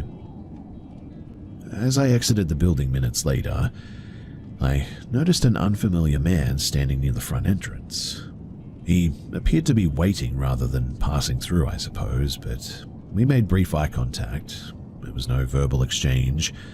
His expression was neutral, not startled or evasive or anything. And only later did I consider the practical explanation for what all of this meant. You see, from the street it was possible to see when individual apartments were lit, and someone familiar with the building layout could identify which door corresponded to which unit. The peephole design allowed a clear interior view as well from the outside, at least a little bit, and it was always magnified rather than obscured, I guess you could say, but out of curiosity, days later I tested it myself. Standing in the corridor, I could see nearly the entire room through that peephole, including facial details and even hand movements. Anyone positioned there, they would have been able to observe me clearly and would have known exactly when I noticed. I was on edge for some time after that, but thankfully nothing similar happened again. That certainly didn't make the incident insignificant, as what was that guy doing there and why? But still, thankfully I finished my studies there without incident again, and I guess it was just one of those one-off things.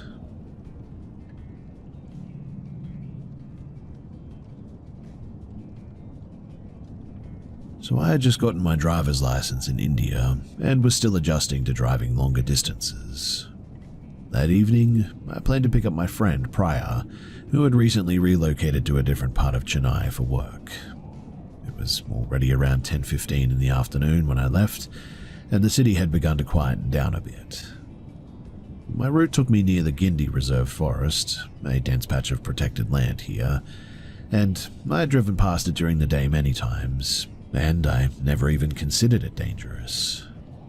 At night, however, the isolation was striking. Priya and I were about halfway to my house when we noticed a figure at the edge of the road. Initially, I thought it was somebody in trouble. The man was bent over a damaged motorcycle by the looks of things, clutching his leg and sort of moaning softly too. My first instinct was to stop and try to help this guy, but something about the whole situation just felt off. Before I could process it further, movement caught my eye from the forest lining both sides of the road, and within seconds, several men appeared, emerging silently from the trees. Each of them were carrying a curved blade, and their posture, it wasn't casual. They were advancing deliberately toward the car. My adrenaline immediately surged. I didn't have time to reason. I pressed the accelerator and drove straight through the stretch, keeping my headlights on full beam. The men followed briefly, but the trees eventually obscured them. Once the forest cleared, I stopped to catch my breath a little bit. Priya sat silently, her hands gripping the seat. We both understood that we had narrowly avoided a direct confrontation, and I realized then, too, that the man by the motorcycle, he was the lure, a way to slow drivers down. Stopping could have seen us killed that night. After we reached a populated area, I explained the situation to my parents. They confirmed that this section of the forest had a history of criminal activity, particularly targeted travelers at night. They noted that couples, or even pairs traveling together, were especially vulnerable. Driving past without exiting the car had likely prevented a violent encounter for us, and for that, I am thankful. So, to anyone traveling alone through remote areas at night, my advice: stay alert, avoid unnecessary stops, and be aware that danger can appear in forms that seem ordinary at first glance. I will never forget the way that the forest fell so silent, except for those few figures emerging from the shadows. And I also know that I will never take that stretch again.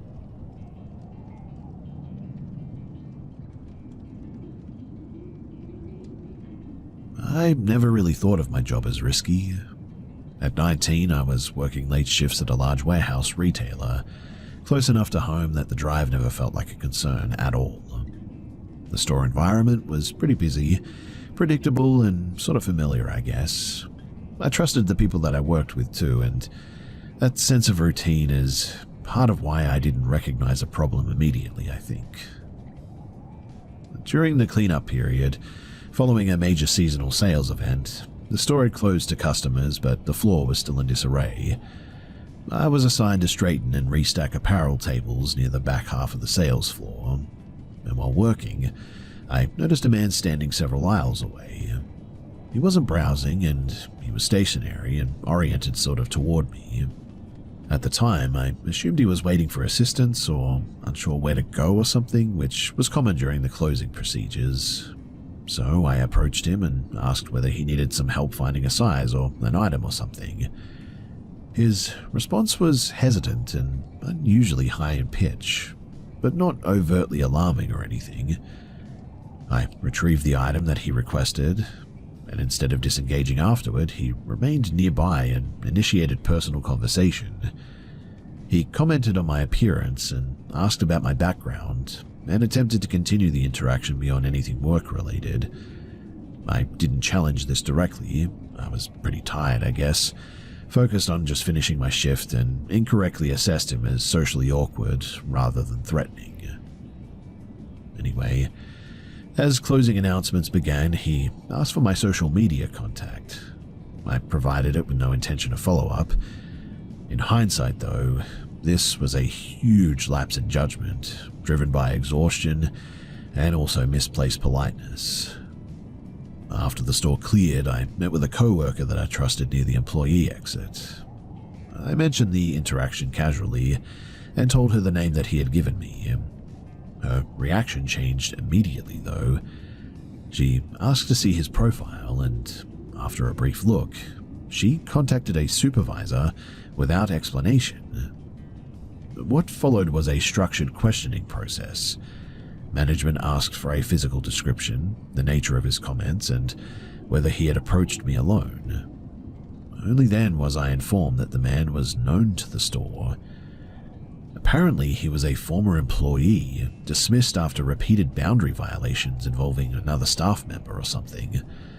According to management, he had monitored work schedules, returned to the store outside of business necessity, and continued contact despite being told to stop.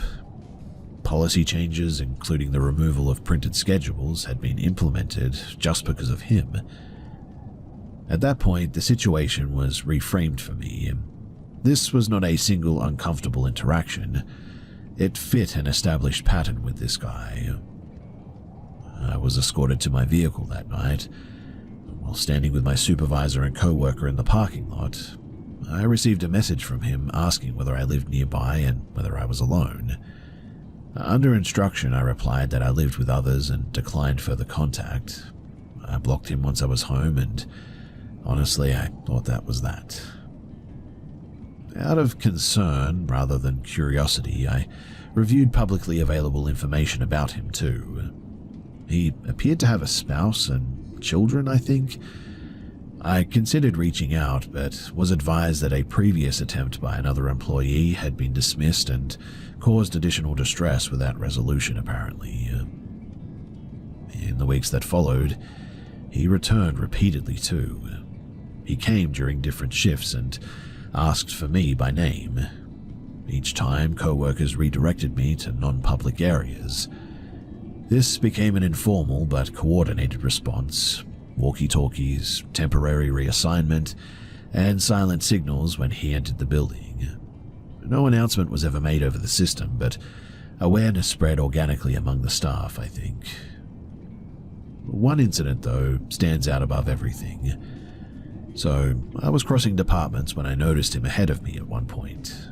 Before I could change direction, a co-worker signaled urgently, and I moved into the jewelry department and took cover behind the counter, while an older associate engaged him. He asked whether a specific employee from apparel was working that day, describing me in terms that reduced me to age and ethnicity.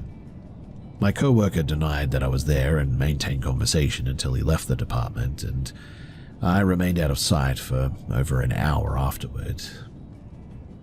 The most difficult aspect was uncertainty outside of the building, though, because on several nights an unoccupied vehicle remained parked with lights off until I exited.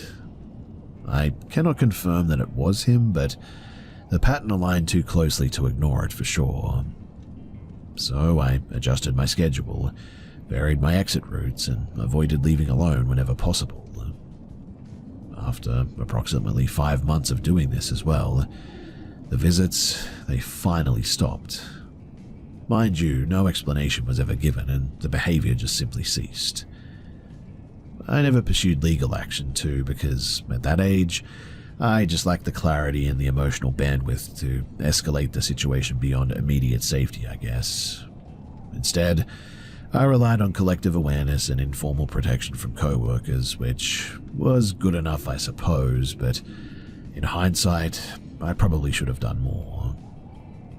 What stayed with me, though, was not the fear in the moment, but the delayed understanding of just how easily my environment could change like that. The experience definitely changed me and how I assess people, personal boundaries, workplace dynamics, all of that. And thankfully, like I said, It seemed like eventually he just gave up, but still, every now and then I still find myself looking over my shoulder and wondering if maybe he'll come back one day. I sure hope not.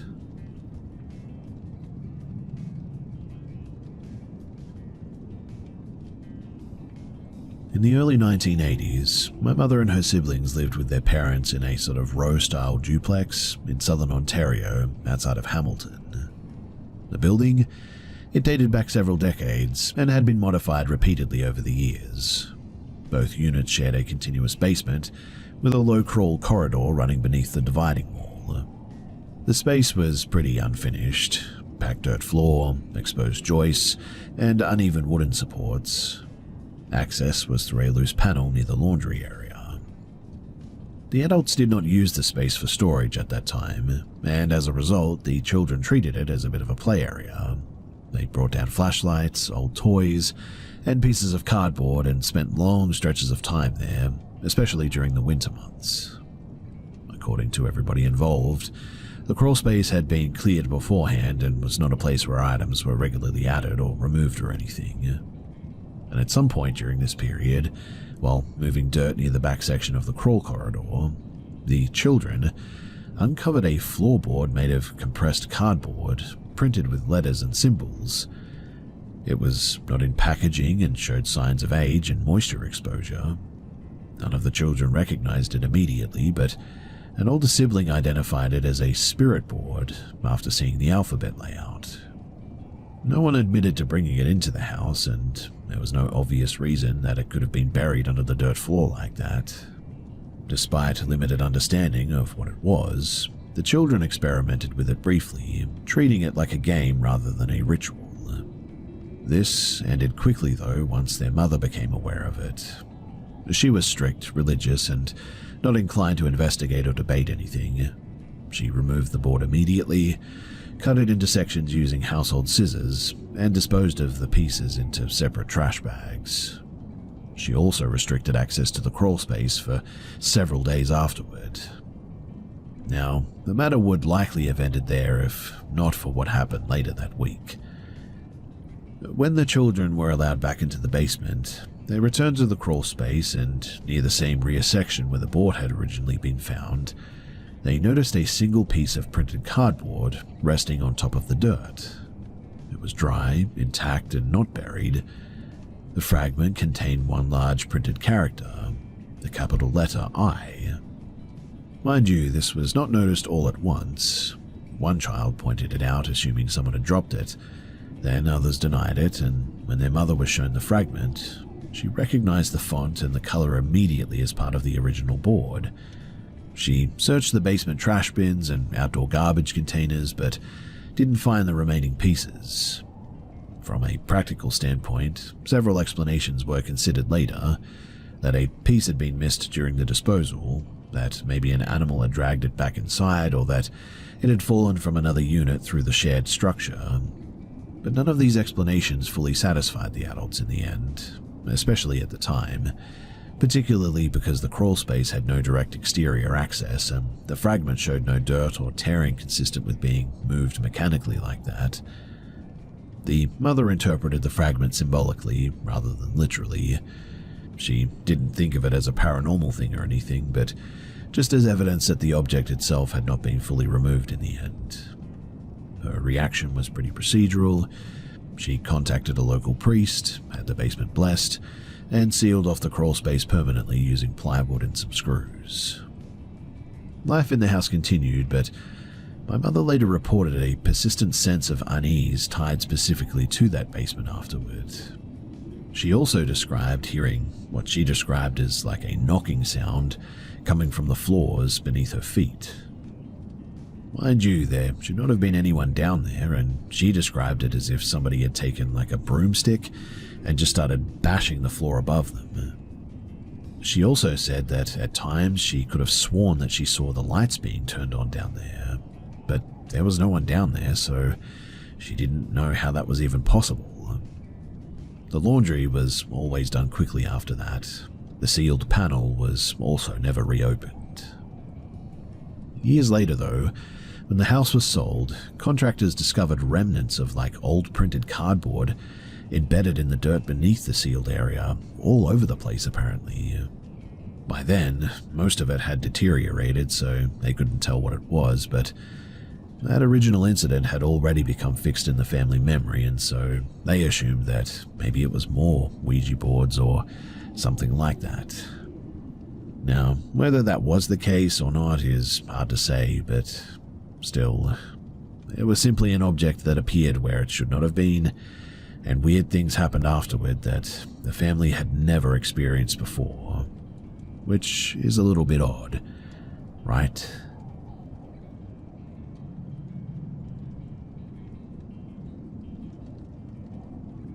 So, I'm not presenting this as proof of anything supernatural, paranormal, or otherwise. It's just simply an account of an event that didn't line up with what I could reasonably explain, then or now, and I thought that I should share it. So, this occurred in the early 2000s when I was in middle school, in a suburban area outside of Iowa.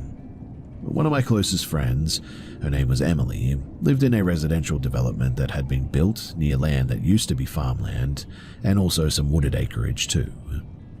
Local stories circulated about the area having a long history, including displaced settlements and old cemeteries, but there were more community rumors than documented facts, I guess you could say.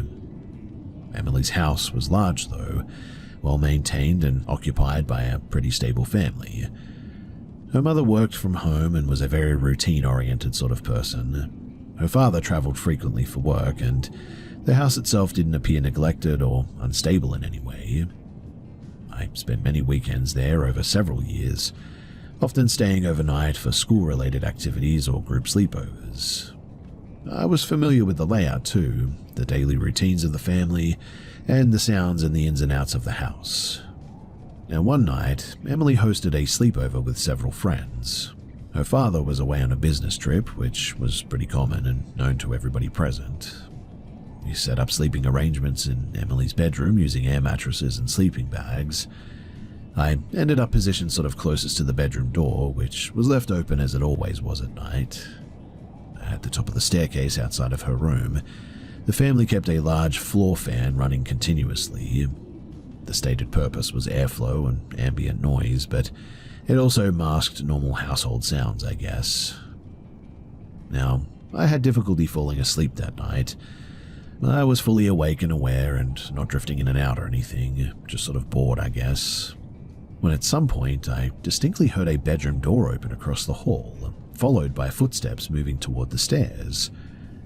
The sound pattern was pretty familiar to me, actually. The hallway floor creaked in predictable places, and two of the stair treads produced consistent noise regardless of how lightly they were stepped on. I heard those exact sounds in sequence too, followed by footsteps descending. Based on the timing, context, and the absence of any other adults in the house, I assumed it was Emily's mother going downstairs. This didn't alarm me at the time, obviously. Morning routines often started early in that house after all. But later, still awake, I began hearing activity down in the kitchen. Cabinet doors, utensils, and general movement, consistent with food preparation, I guess. Again, this sort of matched what I expected Emily's mother to do, cooking breakfast every time that I stayed over, and the sounds were pretty familiar.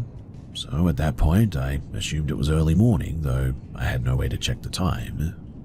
What caused concern for me, though, was the delay.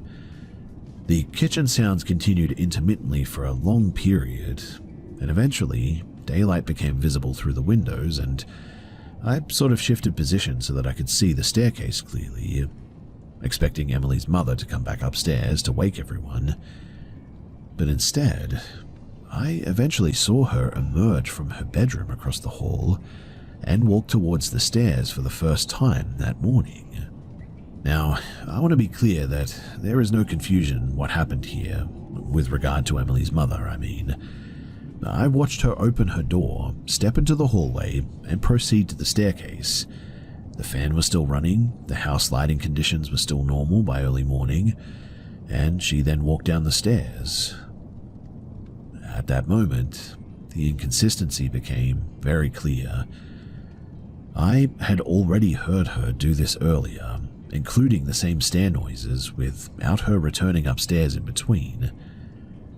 Shortly after she went downstairs, food smells became noticeable for the first time as well, specifically breakfast items that would require active cooking. When she later came back upstairs to wake us, her behavior was normal and consistent with routine. I didn't say anything at the time because, honestly, I didn't know what to say. Nothing else occurred that morning. No one reported hearing or seeing anything unusual. I sort of checked lightly with people. I also mentioned it briefly years later and was told that she had slept through the night and only gone downstairs once. And it was after that night that I noticed more inconsistencies in that house too. Unexplained sounds, movements that didn't align with known routines, but none as clearly defined as that night. And eventually, I just stopped staying overnight there because I didn't like it.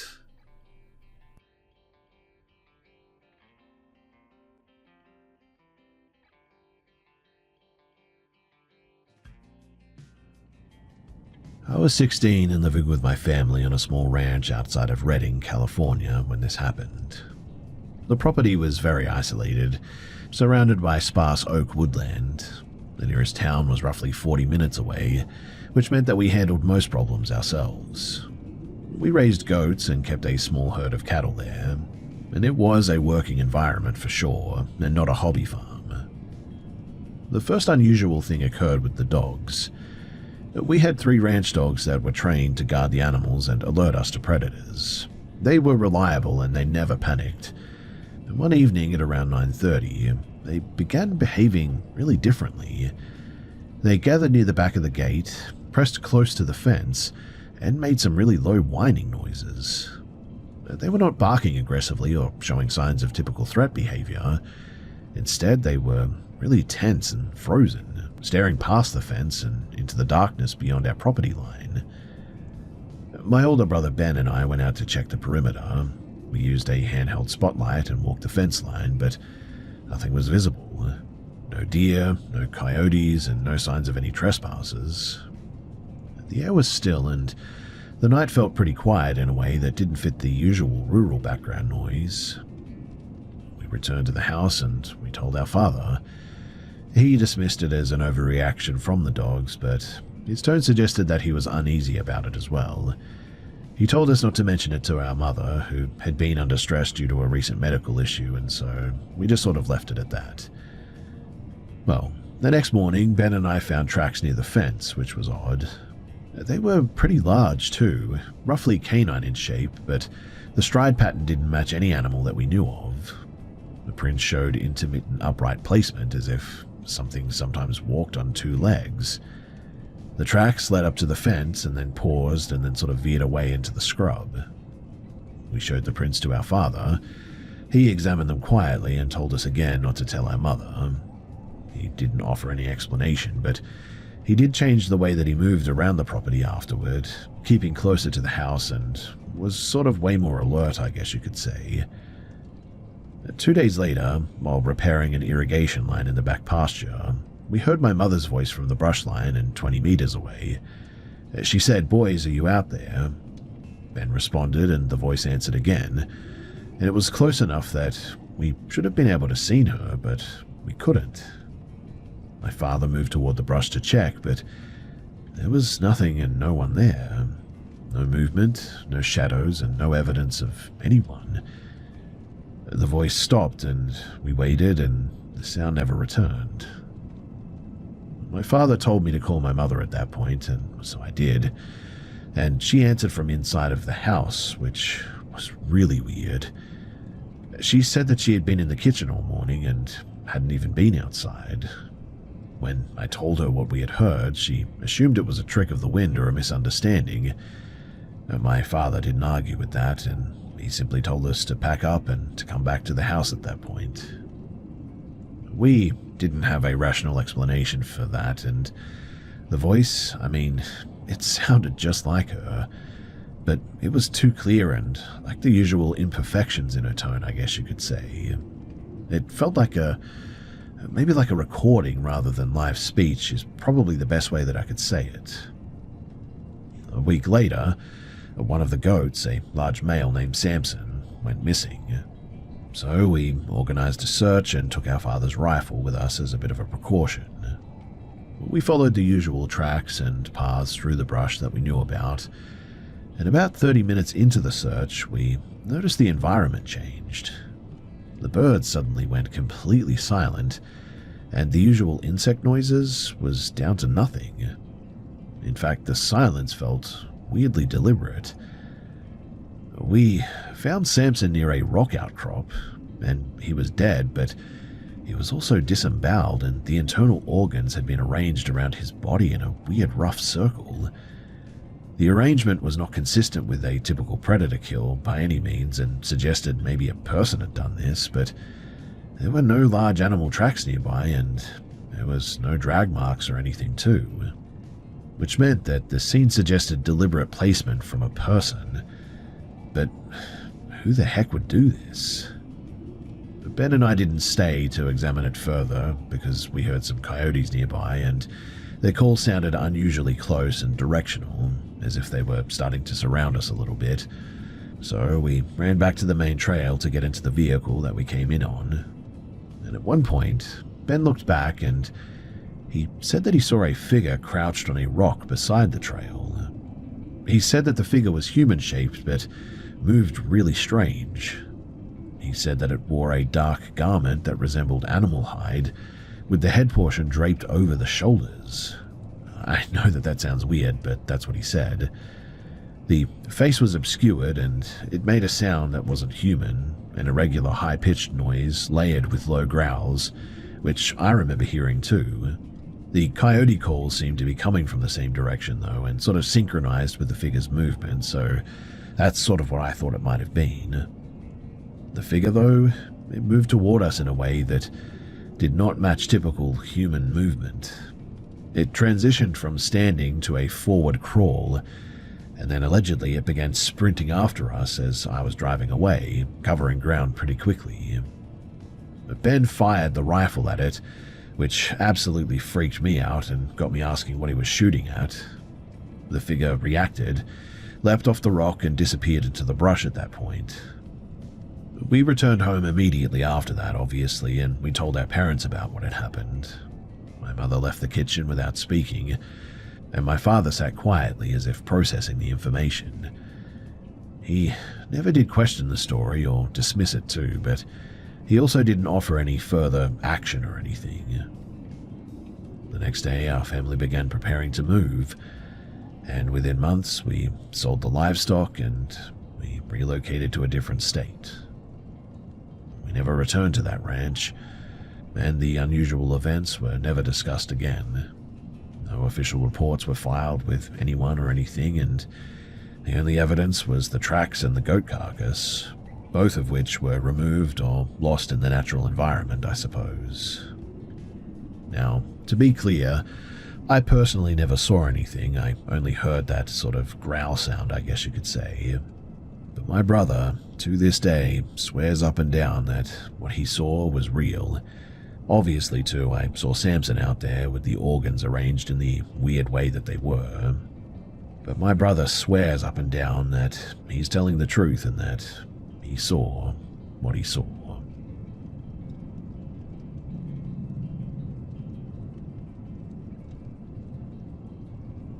At the time that this happened, I was 23 years old and living with my father in a house that I'd grown up in.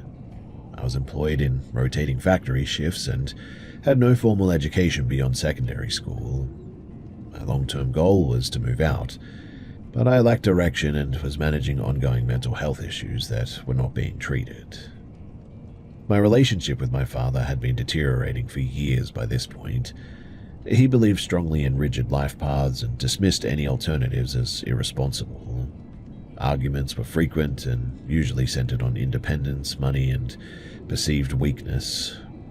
By early 2021, Communication had practically reduced to confrontational exchanges alone, and the household environment had become pretty unstable. During this period, I was contacted by a woman named Rachel, who I dated briefly as a teenager. We hadn't spoken in nearly a decade by this point. She reached out and stated that she had recently ended a difficult relationship and had returned to the area. We met several times in public settings, and initially she appeared emotionally grounded and spoke critically of her past circumstances, which meant that I was completely unaware of the extent of her personal instability at that time. My father strongly opposed the renewed contact, but didn't provide specific concerns. His objections, they were basically delivered in the same authoritarian manner that had characterized earlier conflicts. So I basically ignored him. Within weeks, the arguments escalated to the point where he told me that I needed to leave the house, and so I moved into Rachel's family's home temporarily. The household consisted of her adoptive mother, a stepfather, and an adult stepbrother as well. Rachel's biological father was described inconsistently. Different accounts were given regarding his occupation and involvement in it. Over time, too, I noticed contradictions in their stories, but at the time I interpreted this as family dysfunction rather than deliberate deception. Over the following months, Rachel repeatedly initiated conflicts between me and other members of the household. Statements were misattributed, events were reframed, and private conversations were selectively relayed. Each dispute reinforced the idea that I was isolated and dependent upon her. I became increasingly disconnected from outside support, and so I began drinking pretty heavily. In late summer, Rachel claimed that she was pregnant and stated that leaving would have serious consequences. This information was presented alongside vague threats delivered by other household members. Around the same time, I was pressured into accepting a job through alleged connections that later proved fabricated. I worked briefly in a cold storage logistics facility, but was terminated after a workplace accident caused by inattention and exhaustion. By early autumn, Rachel abruptly left the household, though. When her absence forced direct communication among the remaining adults there, inconsistencies became impossible to ignore. There was a shared realization that much of the conflict had been orchestrated. I was encouraged to stay temporarily while arrangements were made for me to leave, and by this point, I was consuming alcohol daily and experienced persistent anxiety too. Eventually, though, I returned to my father's house in October. Contact with Rachel resumed intermittently through new phone numbers and social media accounts. I blocked each attempt. But then, the knife incident occurred about 3 weeks after my return. So one night, just after midnight, I stepped outside to take out some rubbish. The street was quiet that night, and as I approached the bins, I noticed a figure standing near the hedge, separating our property from the neighboring lot. Immediately, I noticed that the person was holding an object at their side. When I stopped, the individual stepped forward enough for me to see that the object was clearly a knife, a kitchen knife, held openly rather than concealed. The person didn't speak, but based on their posture and clothing, I'm pretty sure that it was Rachel's biological father, who I had met only once. I backed away toward the door without turning around. The individual took several steps forward, but didn't cross the property boundary. I entered the house, unlocked the door, and from an upstairs window, I observed him remain outside for about another 2 minutes before walking away down the street. No attempt was made to get inside or anything, and there was no further approach that night, but I did report the incident to the police, obviously. But in the end, they basically told me that there really wasn't much that they could do. I was advised to document further incidences and improve exterior lighting as well, and over the next month, there were no additional confrontations as far as I knew of. However, I did notice unfamiliar vehicles passing the house at really irregular hours. Whether these were connected remains uncertain to me, but this is a very quiet place, and it was weird to see that. By November, I ceased all contact entirely. I changed my phone number, closed social media accounts, and limited movement outside of work hours. I stopped drinking, and I began focusing on employment stability as well. Within the following year, I secured a steady job, reduced outstanding debt, and resumed medical care as well. I also found out through the grapevine that, well, Rachel, she was never pregnant at all, and the whole thing was apparently a lie to try and control me. The knife incident remains the clearest indication that the situation had escalated beyond manipulation and now into potential violence. And so I continued to live pretty cautiously, aware of just how easily ordinary circumstances can become unsafe quickly.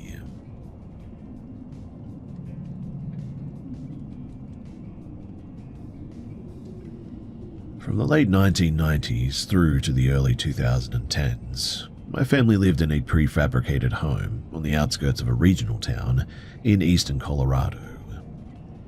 The house had been installed in the early 1980s and had not been significantly upgraded since then. The layout was linear. My bedroom was located at one extreme end of the structure, separated from the rest of the house by a long corridor that ran past the bedroom, kitchen, and the living area before reaching my parents' room. From the time that we moved in, my bedroom consistently registered colder than the rest of the house. This was noticeable year-round even, and not limited to the winter by any means. We attributed it to uneven insulation, or maybe airflow issues common in older manufactured homes. No one considered it unusual enough to investigate further, and so we just sort of let it be. Now, I was 15 when the incident that stands out most clearly occurred. I woke during the night without any obvious trigger and remained awake, just sort of lying there still. There was no noise, no visible light change, and no sense of urgency, just full alertness. After several minutes, I felt a distinct downward pressure at the foot of the bed, consistent with the mattress compressing as if weight had been applied. The sensation was localized and brief, but unmistakable. I didn't hear footsteps or see movement. I didn't sit up or turn over as well. I was aware that my bedroom door was closed, that my father was working a night shift, that my mother was asleep, and that my younger sibling would not have entered my room without waking me earlier. The house, though, it remained quiet. I didn't look toward the foot of the bed. My response was not panic in the dramatic sense too, but more like a controlled freeze, I guess you could say. Not that I was actually unable to move, but just that I just chose to do that. My heart was pounding and I began sweating though, and I remained awake until morning without moving from that position. Once daylight came, the sensation of threat dissipated entirely, and the room felt ordinary again. Over the years, too, there were other incidents that, taken individually, seemed inconsequential. On several occasions, though, I heard my name spoken clearly from somewhere inside of the house. Each time, I assumed it was my mother calling me, but when I responded verbally and checked, no one had called out.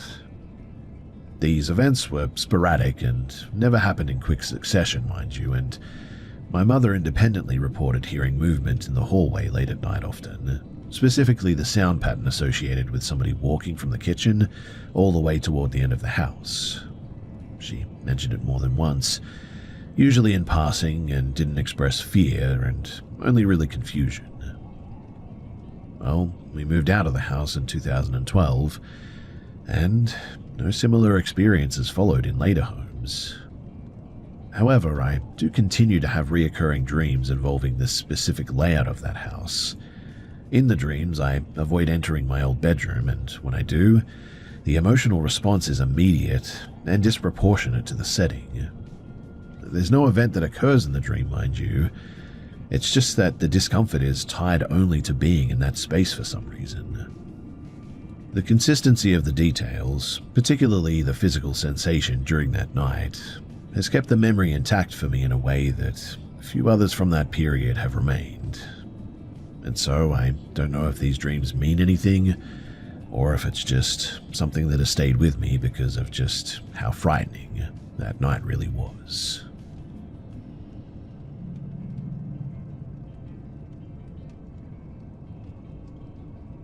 In March of 2023, I was living in a shared rental house. The house was a standard 2-story build from the early 2000s with no known issues. I lived there with my younger brother at the time, and the day in question was pretty uneventful for the most part, and didn't follow any arguments, stress, or any sort of unusual activity. So I returned home mid-afternoon after running some errands and assumed that I would be alone. When I entered the house, I noticed that my brother's shoes were by the door, indicating that he was home. I didn't hear movement or voices or anything, and so I placed my groceries away and decided to rest briefly on the couch in the downstairs living area, rather than going upstairs to my bedroom.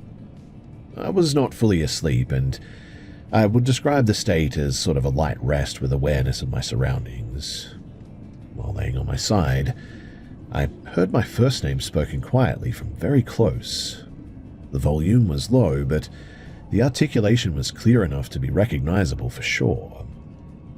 Mind you, there was no accompanying movement, breath, sound, or shift in the room or anything. I opened my eyes immediately, thinking that somebody was there, my brother to be precise, but the room was unchanged. Nobody was present. The windows were uncovered, and external noise from the street was audible, but I dismissed the experience as a brief auditory misinterpretation, and I closed my eyes again, trying to rest. But about maybe 1 or 2 minutes later, I heard my name again. This time the sound was more distinct and slightly closer as well, as if coming directly from beside my head. I suddenly became alert and consciously focused on where this noise was coming from. I remained still for several seconds, then sat up. The living room remained empty, though. A third instance followed shortly after. The sound was quieter than the second, but sustained longer for sure, and at that point, I responded verbally and called out down the hallway toward the bathroom where I could hear the shower running. I walked to the bathroom door and I knocked firmly. My brother responded immediately, sounded confused, and asked what I needed. I asked whether he had called my name multiple times, and he denied doing so, and stated that he had been in the shower the whole time since I had arrived home. I returned to the living room confused, and I didn't attempt to rest again. No further noises were heard that day, and I didn't experience any dizziness, confusion, or disorientation or anything, and there was no environmental factors such as music or TV or external voices that really could account for the sounds. But since that incident, I haven't experienced a repeat of the event in that house or anywhere else. And while I've never been one to believe in ghosts or anything, this whole situation is really hard to shake off as just a nothing burger. I am not so sure about what I believe these days after this. The whole thing really shook me, and I know that I heard my name called.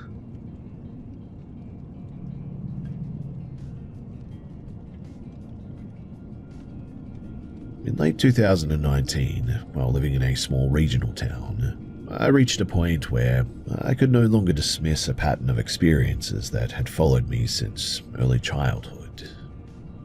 The house itself was pretty ordinary, a 2-story timber structure built in the 1970s, owned by my parents for decades, with no renovations history that would explain unusual noises or any drafts. What changed was not the house, though, but instead my response to what I had been experiencing inside of it. Growing up, unexplained sounds were pretty common in this place. These included footfalls in empty hallways, tapping sounds on internal walls, and occasional knocks that could not be traced to plumbing or animals or anything. At the time, I accepted these as normal household noises. My sister reported similar observations too, but neither of us framed them as anything significant. We were not particularly close growing up, and we didn't compare experiences in detail at all. And so separately, I developed a persistent sense of being observed while alone in this house. This sensation was not accompanied by fear, well, at least during my early years, and didn't interfere with daily functioning at all. Over time, however, the quality of the feeling shifted for sure. By my late teens, it became intrusive and physically uncomfortable rather than neutral or reassuring. Sleep, well, that was a consistent issue. I experienced unusually vivid dreams from a young age.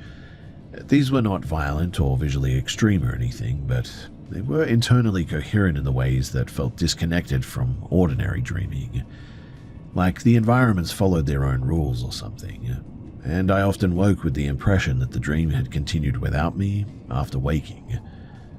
On several occasions, I spoke aloud upon waking without consciously forming the words.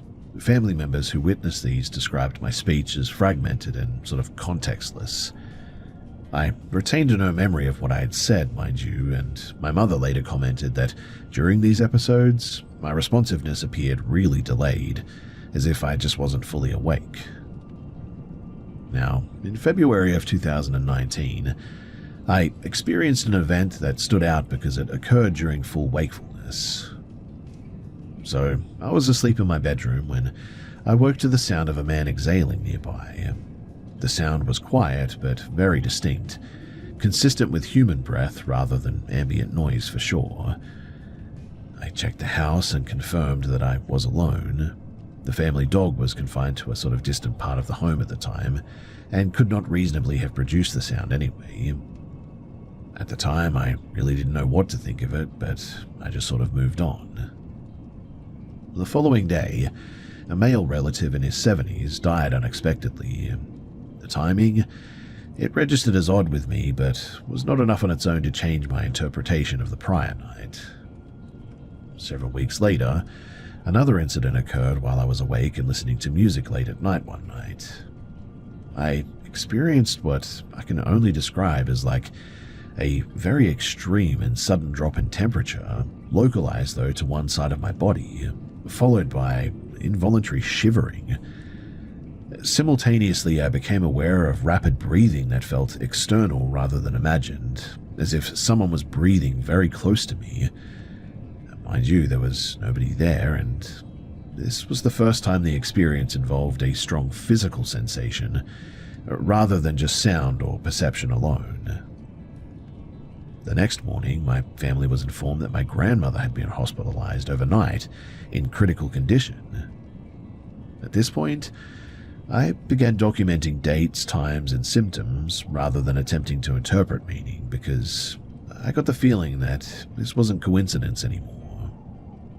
Shortly afterward, I experienced a brief episode during sleep in which I felt pressure applied to my shoulder, consistent with being pulled upward.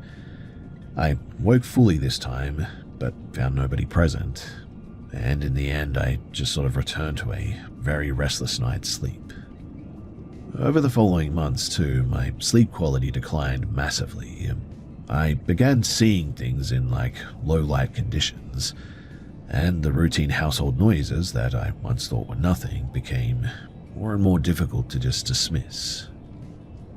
Eventually, I discussed these experiences in detail with my sister for the first time, and she reported similar dreams, almost exactly the same physical sensations, and an overlapping sense of distinct presences that I felt, though we certainly used different language to describe them. And it was at that point that I began to believe that there was something more going on in this home. Eventually, I moved out of that house, and I had other weird things happen there too, but when I now returned to my childhood bedroom, I still experience that physical response that I always get when I go back there.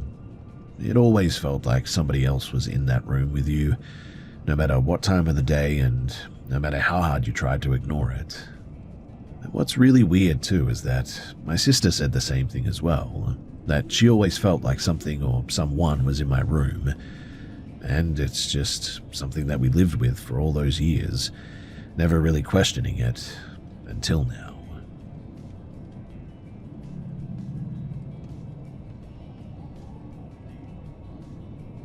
Back in March of 2022, I was living with my parents in a recently built house on the outskirts of a rural area in eastern Alberta, Canada. The development was pretty sparse, large wooded lots, separated by long gravel driveways, and wildlife activity that was common there. Coyotes, deer, and small mammals regularly moved through the property, especially at night. Because of the isolation too, I think we had developed pretty lax security habits. Vehicles were often left unlocked there, and exterior doors were rarely deadbolted, unless we were away for several days, that is. The routine changed without discussion, and over the course of about a week, I noticed that the exterior doors were constantly locked by early morning. The deadbolt was always engaged, and the motion sensor lights along the rear of the house were being manually checked all the time. On multiple nights, my father used a high-power torch to scan the tree line behind the house after hearing noises, apparently. When I asked what prompted the change, I was told that it was simply better practice, and the conversation ended there. At the same time, too, my sleep had become pretty fragmented. I was waking almost every night between 2:30 and 4 in the morning, regardless of when I went to bed. I wasn't experiencing any panic upon waking or anything, but I rarely returned to sleep afterward as well. Over several weeks, this resulted in cumulative fatigue and difficulty concentrating throughout the day. Now, the rear of the house faced a sort of shallow ravine with dense ground cover out there. A raised deck wrapped around the second floor, and a set of exterior stairs connected the deck to the yard below. My bedroom windows overlooked this area directly, and at some point during my nighttime awakenings, I began hearing movement in the ravine. Slow and irregular movement, consistent with something passing through the dry leaves down there. Initially, I assumed it was deer or maybe foxes, though those animals typically avoided approaching the house due to our dog and the parked vehicles there. What made the situation difficult to dismiss, too, was the absence of anything visible when I checked. The sound would stop sort of abruptly as soon as I looked outside, even when I used a flashlight. There was no eye shine, no vegetation moving, and no continuation of the movement away from the house. This pattern repeated several times per week as well, and it got to the point where eventually I just sort of ignored it. Within days, though, of trying to ignore it, the sound suddenly changed. Instead of movement, I began hearing short, isolated noises that resembled familiar household sounds. On one occasion, I heard my mother's distinctive cough coming from the direction of the stairs. She was asleep at the time, though, and she doesn't really wake during the night. On another night, I heard my stepfather's phone ringtone play once and stop, way out there in the forest, of all places. His phone, though, was in the bedroom the whole time, powered on and showed no missed notifications. I checked the next day with him. The most unsettling incident, though, occurred when I heard what sounded like my own voice, calling our dog's name from outside on the deck railing. The cadence and the tone were consistent with how I speak as well, but the sound was faint and sort of slightly distorted, I would say. These incidents, though, occurred over roughly 2 weeks, and none of them were continuous and none escalated after that. But the familiarity of the sounds contrasted sharply with the context there. What I mean is that I didn't hear random voices or unidentified noises. I heard specific, recognizable auditory patterns that I was associated with. I avoided discussing this in detail with my parents in the end. In the past, similar concerns had been attributed to stress or overthinking, and I really didn't expect any other response from them. When I eventually raised the issue indirectly, though, my mother reiterated that the door locking had no specific cause and dismissed the sounds as likely wildlife or imagination influenced by poor sleep. During the daylight hours, though, I inspected the area behind the house. There were no tracks close to the foundation, no signs of tampering near the doors or the stairs or anything, and no damage to any of the gardens or the surrounding forest or anything, suggesting repeated human or large animal presence. Trail cameras weren't installed, and no further investigation ever pursued, but I just could never find any evidence of anything out there. Over time, the sounds stopped occurring, and my sleep eventually did improve. I adjusted my schedule a bit and reduced nighttime isolation so much. And looking back, I guess the most plausible explanation is a combination of, environmental noises, maybe just sleep deprivation and a state of heightened alertness or something. The locking of the doors was always fishy to me and made me think that my parents were not saying something. But like I said, nothing ever further developed from that situation, and I didn't see anything, and I didn't have a confrontation with anything. I was never able to confirm that anything was actually out there. But still, hearing my own voice out there late at night, that is a really skin-crawling experience, and something that I will never forget.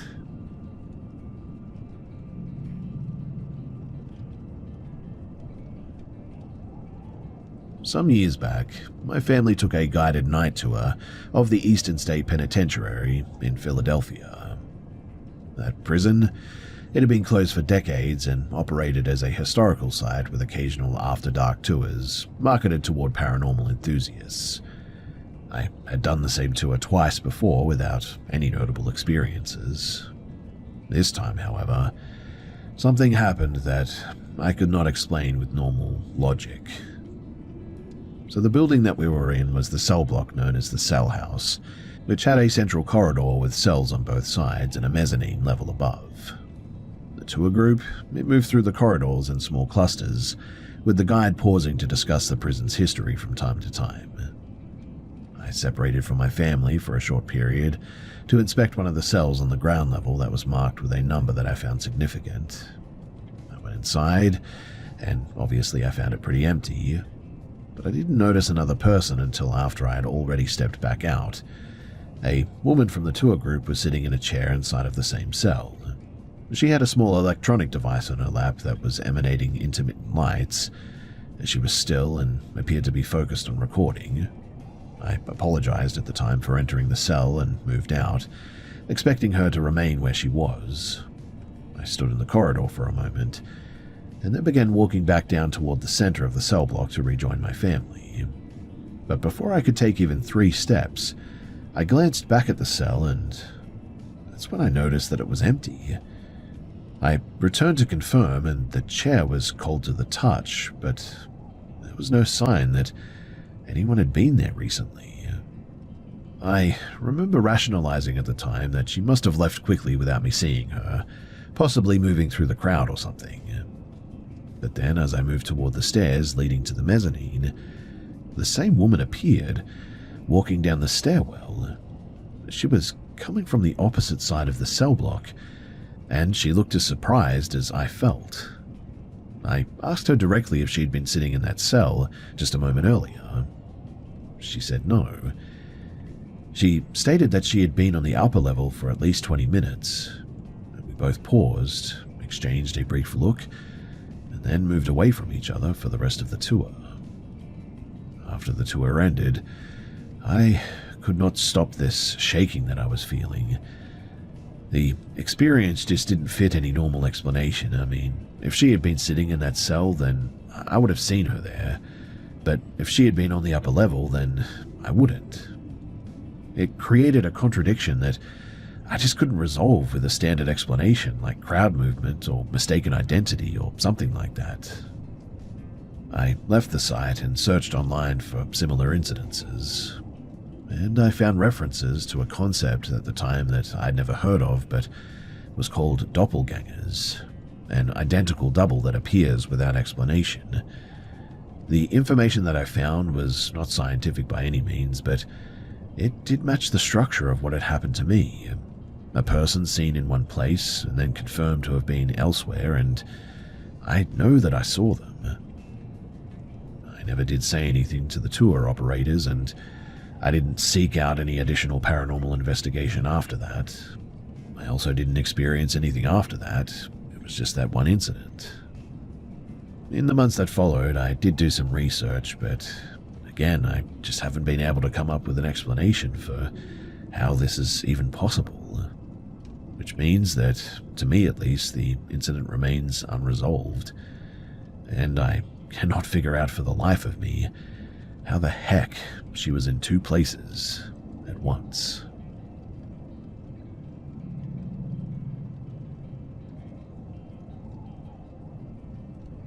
When I was 9 years old, my family moved from a coastal town in northern Ecuador to a rural settlement in the Colombian Amazon. The house we rented was a raised wooden structure with a wide back platform that overlooked a slow-moving section of the river. There was no electricity, and the only light at night came from oil lamps and the occasional lightning strike. The river was part of the local economy there, though, but it was also pretty dangerous. My mother repeatedly told me not to go near the water alone because of the caimans and the strong current. During the afternoons, I would often spend time on the platform watching that river. It was one of the few activities available to a child in that area, to be honest. The river was always moving and always changing, and I would stand for long periods simply observing the flow. One afternoon I was on the platform too when I became aware of a presence behind me. I turned and I saw 6 children standing in a line just feet away from me. They were all very pale with light hair and light eyes, and none of them were wearing any clothes. That detail was the first thing that registered as abnormal because I had never seen children like that in the village, and the only people who were normally around were locals or workers from nearby settlements. There were really no foreign visitors here, and there were certainly no blonde children. The children didn't speak, and they simply sort of just stood there, looking at me, and then began to move in a circle. I felt no immediate fear, and I was a kid, and their presence felt sort of neutral and non-threatening. I started to join them, and for a short period we sort of ran in a circle together. I remember placing my hands on the shoulders of the child in front of me and feeling their skin. There was no difference between them and any other child in terms of physical contact. They didn't react when I touched them, but neither did they resist or anything. After a few minutes, the group stopped moving and they all turned their heads to one side simultaneously, as if they had detected something that I couldn't. I followed their gaze and saw what appeared to be an oval-shaped opening in the air, like a dark patch that had not been there before. The opening was not sharp-edged, and I struggled to describe it at the time, but now I can say that it looked a lot like a portal. It genuinely looked like a tear through space itself right in front of me. And one by one, the children walked toward the opening and stepped through it. I was at the end of the line and moved forward to follow, but just as I reached the edge, the opening just suddenly closed, and it shut in a way that was sudden and just complete, leaving no gap. I was left standing there, alone on the platform, wondering if what I had just experienced was even real. I called out for the children, but there was no response. I remember waiting for several minutes, running around the platform in circles, hoping that they would return, but they never did. Eventually, I think that I went inside the house, and my mother saw that I was missing my clothes and became angry at me. She asked why I had taken them off like that, and I struggled to explain it. I just didn't really have the words at the time, and I think I remember saying that there were kids out there and I was playing with them, but she didn't believe me. For the next few years, I didn't think about that incident too much. I mean, it certainly stayed in my memory, but it didn't feel like something that required an explanation. The event only resurfaced when I was older and began reading about unusual encounters. I had access to an encyclopedia set in the Bronx at the time and would read for hours. And in the section on classical sculpture, I saw images of child figures with similar physical traits to the children that I had seen. Pale skin, light hair, no clothing. And that visual similarity made the memory feel more concrete. So later, I read a book on alleged encounters with non-human entities that described Nordic beings with similar physical characteristics. The book suggested that these things appeared in remote areas and were often mistaken for human children because of their appearance, which certainly matched up with my experience. And while I don't claim to really know what happened that day, I'm also convinced that I saw those children, that they were there and they were real. I mean, I even touched one. Again, I really don't know how to explain it, but I do know that something happened that didn't fit any ordinary explanation, and the memory has remained consistent over decades now. What I mean by that is that I'm not misremembering anything, and the details are very clear to me. I don't know what the conclusion is to all of this or what any of this means, but I will never forget those children, and also the portal that they went through.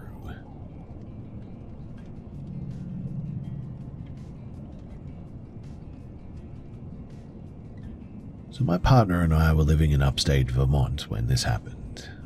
We had a routine of walking our dog after work, usually along a multi-use trail that followed a disused rail line. The trail was close to our house, about a 10-minute drive away, and it was one of those few places nearby where we could walk without crossing roads or dealing with heavy traffic. On this particular day, it was late afternoon and the light was fading. The trail had some solar-powered lights installed at regular intervals, but they were pretty dim, and the area between them was noticeably darker too. The park itself was mostly empty. There were a few cyclists near the parking area, but nobody else on the trail. We were about 30 minutes into the walk when I started to feel like someone was watching us. It was a subtle sensation, but it made me stop and sort of look ahead for a little bit. And about 25 meters in front of us, between two pine trees, there was an object that didn't fit the environment. It was a white, featureless shape, floating about 1.5 meters above the ground. It didn't have a defined outline, but it maintained a consistent form. It sort of resembled a strip of white fabric held taut, or maybe a rectangular patch of glare on a screen is a better way to put it. I pointed it out to my partner, though, and he immediately saw it too, and we both stopped walking. The object remained in place for roughly 10 seconds, then it shifted position in a way that suggested deliberate movement. It moved laterally behind a tree and paused, then reappeared briefly at the edge of the tree's trunk. The motion was not like anything that we had ever seen before. There was no visible mechanism, no branches moving, no animal-like motion. It was simply a white mass that appeared to change location. Our dog noticed the movement though too, but he didn't react aggressively. He sort of looked toward the shape, then looked back at us, clearly confused, and then continued to stand still. The lack of reaction from the dog made the situation feel even more unsettling in a way though, because we expected him to either bark or maybe pull toward it or something. After the object moved behind the tree, it didn't reappear after that. The moment it moved, my body responded as if a threat had been confirmed though, and my partner and I began walking back quickly and then started jogging even, and eventually we found ourselves running back toward the parking lot. We didn't talk much on the way back, and I think we were both sort of processing what we had just seen, but when we reached the car, we sat inside for a few minutes before leaving. And that's when we noticed that apparently we had been gone for about 3 hours, which made absolutely no sense to us. Neither of us wanted to return to the trail, and we didn't tell anyone about it for several weeks. The incident affected our behavior afterward too, which was a bit weird. We stopped taking evening walks and began choosing locations that felt more open and less wooded. And I began having these really weird dreams about seeing weird faces that I don't know what that is, but we discussed several potential explanations afterward, and we considered the possibility of a drone, but there was no sound and no lights, and the movement didn't match anything that we could identify. And believe me, we looked. We thought about a balloon or maybe a piece of debris caught in the thermal current, but the object moved with intent, and the way that it paused and reappeared suggested that it was aware of us too. We also considered that it could have been a trick of the light, I suppose. Maybe like an optical illusion caused by dim lighting and maybe the contrast between the white object and the dark forest. But the fact that both of us saw it, and our dog even, and that it moved in a way that didn't align with natural phenomena, made that explanation way less convincing. We never did return to that trail at dusk, and eventually the dreams stopped, which I was thankful for, but I really don't know what that was. And I also just don't know how to explain how we were gone for that long when the most we could have been gone for really was maybe 20 minutes at most. And so, where did all that time go?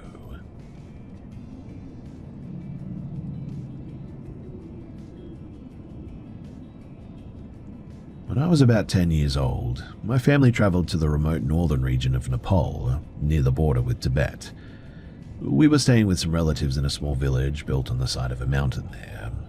The area was very isolated, and the houses were very spread apart as well, with large gaps between them.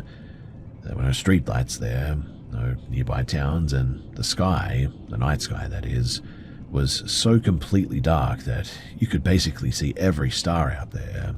That was something that I never forgot, and was truly amazing at the time to me. We had been there for a few days as well, and my sleep had been unusually deep, and I was adjusting quickly to the altitude. The first few nights were quiet as well.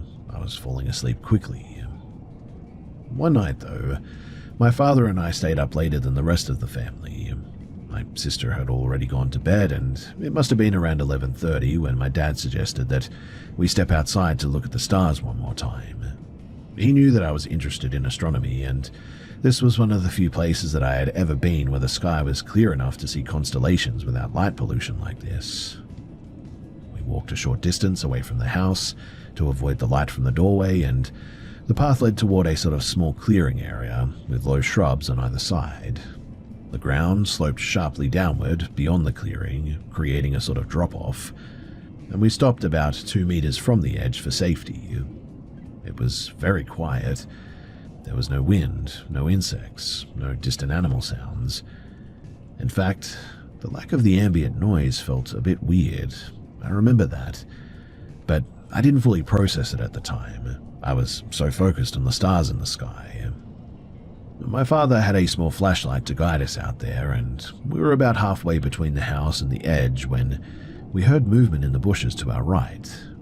My dad immediately turned the flashlight in that direction, and a dog-like animal suddenly stepped into the light.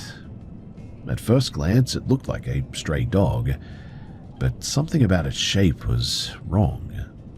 The face was the first thing that made me very uneasy. The eyes were dark and matte with no reflective shine. They appeared as empty voids rather than eyes, really, and the animal held its head at a really weird angle, staring directly at me without blinking. The body didn't match any dog that I had ever seen before. What I mean is that the legs were longer than normal, way longer, and the joints seemed higher up than they should have been, and there were more of them too. The fur looked slick but didn't appear to be wet, and the neck was unusually long. The animal's posture felt really weird too. I didn't immediately recognize it as dangerous. I mean, I was a kid and I'd grown up around stray dogs in urban India. My instinct was to approach and pet it, and so I stepped forward and extended my hand, but my father grabbed my shoulder firmly and whispered for me to stop. At first, I assumed he was being overly cautious because this dog might be wild or rabid, but his face told me otherwise. He looked tense and scared, and he didn't speak loudly, but his body language made it clear that he was serious. He said to me, "Don't touch it." I looked back at the animal, and it moved a small step forward, but it didn't run.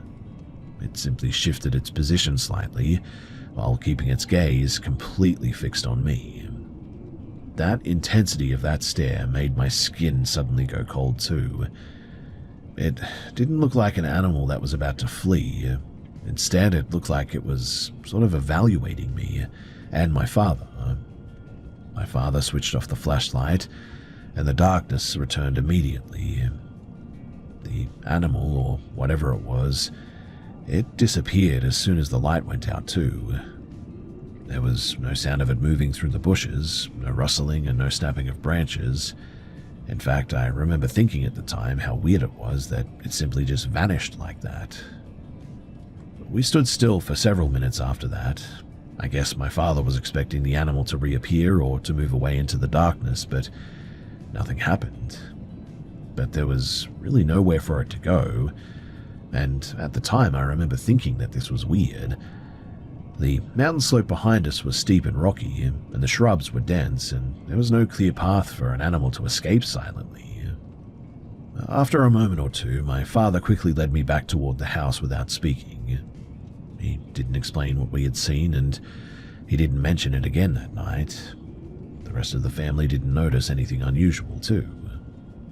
The next day, I felt physically really unwell, too. I had a headache and nausea, which I attributed to the altitude and the lack of oxygen. I didn't connect it to the encounter until much later. Several days later, I learned something about that area that made the incident more concerning, I guess you could say. The locals mentioned that strange animals had been seen near the village, but that they didn't talk about it openly for some reason too. My father also stopped taking late-night walks after that, and he became more cautious about leaving the house after dark as well, and seemed to be really vigilant around us kids. We never did see anything again, and I didn't tell anyone at the time because I assumed that they would have dismissed me or treated me as a child with a child's imagination. And so, in the end, I just sort of kept the memory to myself and occasionally mentioned it to my dad. Years later, though, I started to question what it could have been. I mean, the most reasonable explanation that I could find is that it was a stray dog with a medical condition or a deformity or something. Maybe it was a wild animal that was common in that region, although I never could find anything that matched the description. Also, the behavior of the animal and the fact that it disappeared without making any sound, well, that always seemed a bit weird to me. The only thing that I know for certain is that I saw this weird thing, and I don't know what to make of it. It vanished without making noise when the light was removed, and the experience changed how I viewed that environment and made me way more cautious for the remainder of my trip there. I still don't know what it was, and I have no reason to claim that it was like a ghost dog or anything like that. I only know that it was real enough to affect me for years afterward, and my father, who also saw it.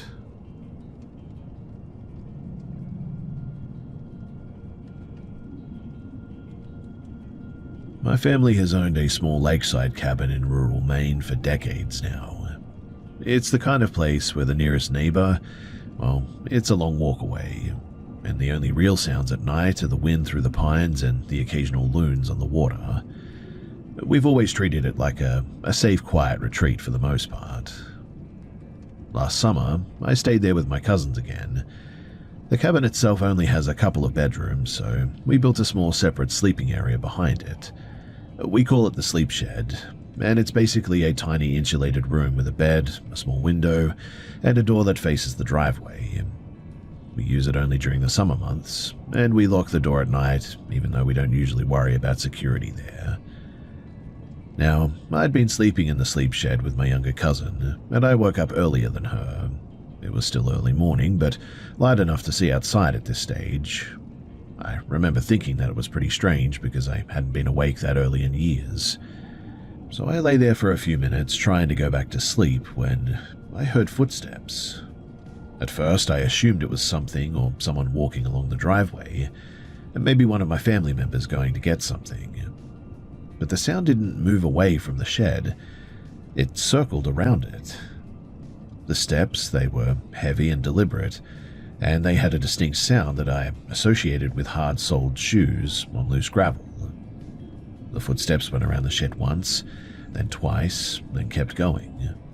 The sound wasn't fading, it just kept coming. It sounded like someone was deliberately walking around the sleep shed, staying close to the building and not moving away. I sat up and looked out the window. The sleep shed faces the driveway and I could see the gravel clearly. I expected to see a person's head or a silhouette as they passed by. I waited for a long time, in fact, but nothing ever appeared. No shadow, no movement, and no figure. The steps continued and I started to feel a real sense of exposure, like I was being watched and there was no place to hide. I didn't want to wake my cousin, so I stayed still for as long as I could, and eventually I decided to call out for my dad. I crawled out of my bed, grabbed my phone, and I dialed him. My cousin woke up at that moment and asked what was wrong too. I told her what I was hearing, and she didn't seem alarmed at first, which made me even more nervous, to be honest. She looked at me like I was overreacting, and that certainly didn't help, so I kept listening.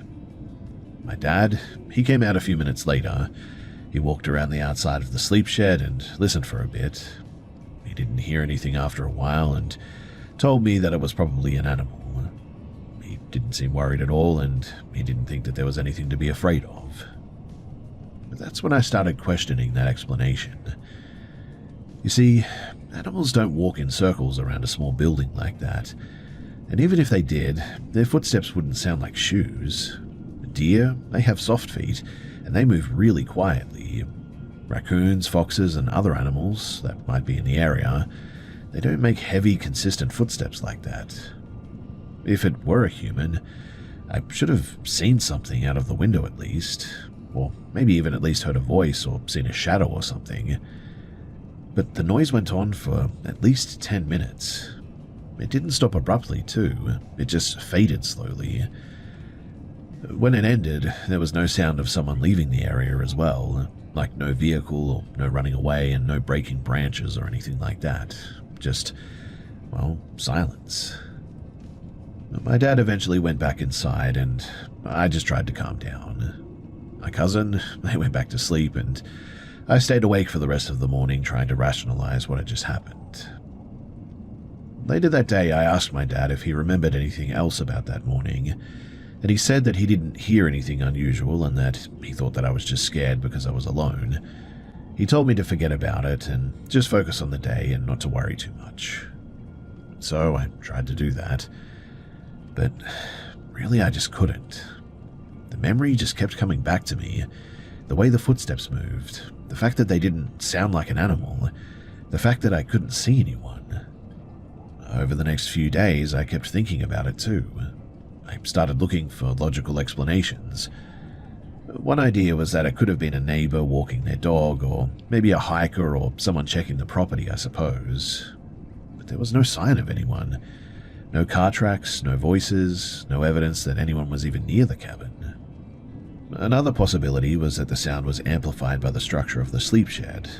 Maybe the gravel was arranged in a way that made even small noises sound louder. But the footsteps were too consistent. It wasn't random and it was way too deliberate. The only thing that made sense to me was that someone was walking around the sleep shed. But why would they do that without being seen? Why would they keep circling, and why would they not make any other noise as well? I asked other family members if they had ever experienced anything similar at the cabin. They said no. They didn't believe me either. Some even said that I was making it up to be dramatic. I don't think that I'm the kind of person who imagines things, though, and I'm not usually scared of the woods or being alone at all. I've been around my cabin my whole life, but this incident, well, it just felt different.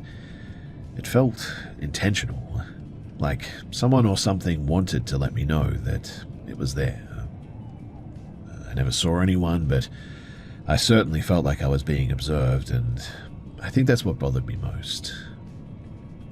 Anyway, a few weeks later, I noticed something else. The lock on the sleep shed door, it was slightly loose. It wasn't broken, but it looked like it had been used recently. The lock had never been like that before, but my dad insisted that it was just old and that the humidity could have caused it, but it made me think. If someone had been circling the sleep shed, perhaps they had tried the door at some point. Perhaps they were checking to see if it was locked, and maybe they were looking for someone inside or something. I never did mention this to my family because I didn't want to cause panic or be accused of making things up or anything. But I started sleeping with the door locked and the window covered. I also started keeping my phone nearby and staying awake longer at night. Now, I'm not sure what I heard that morning. I obviously don't have any proof or anything. I don't have any evidence even. I only really have the memory of the sound and the feeling of being watched. But someone out there at that time of the morning on private property, they cannot be up to anything good, right? The incident has stayed with me all these years, and it's always changed how I feel about being alone in remote areas. In fact, I never assume the woods are safe anymore. While I don't know if it was a person, an animal, or something else, something tells me that it was a person, and that they were up to no good.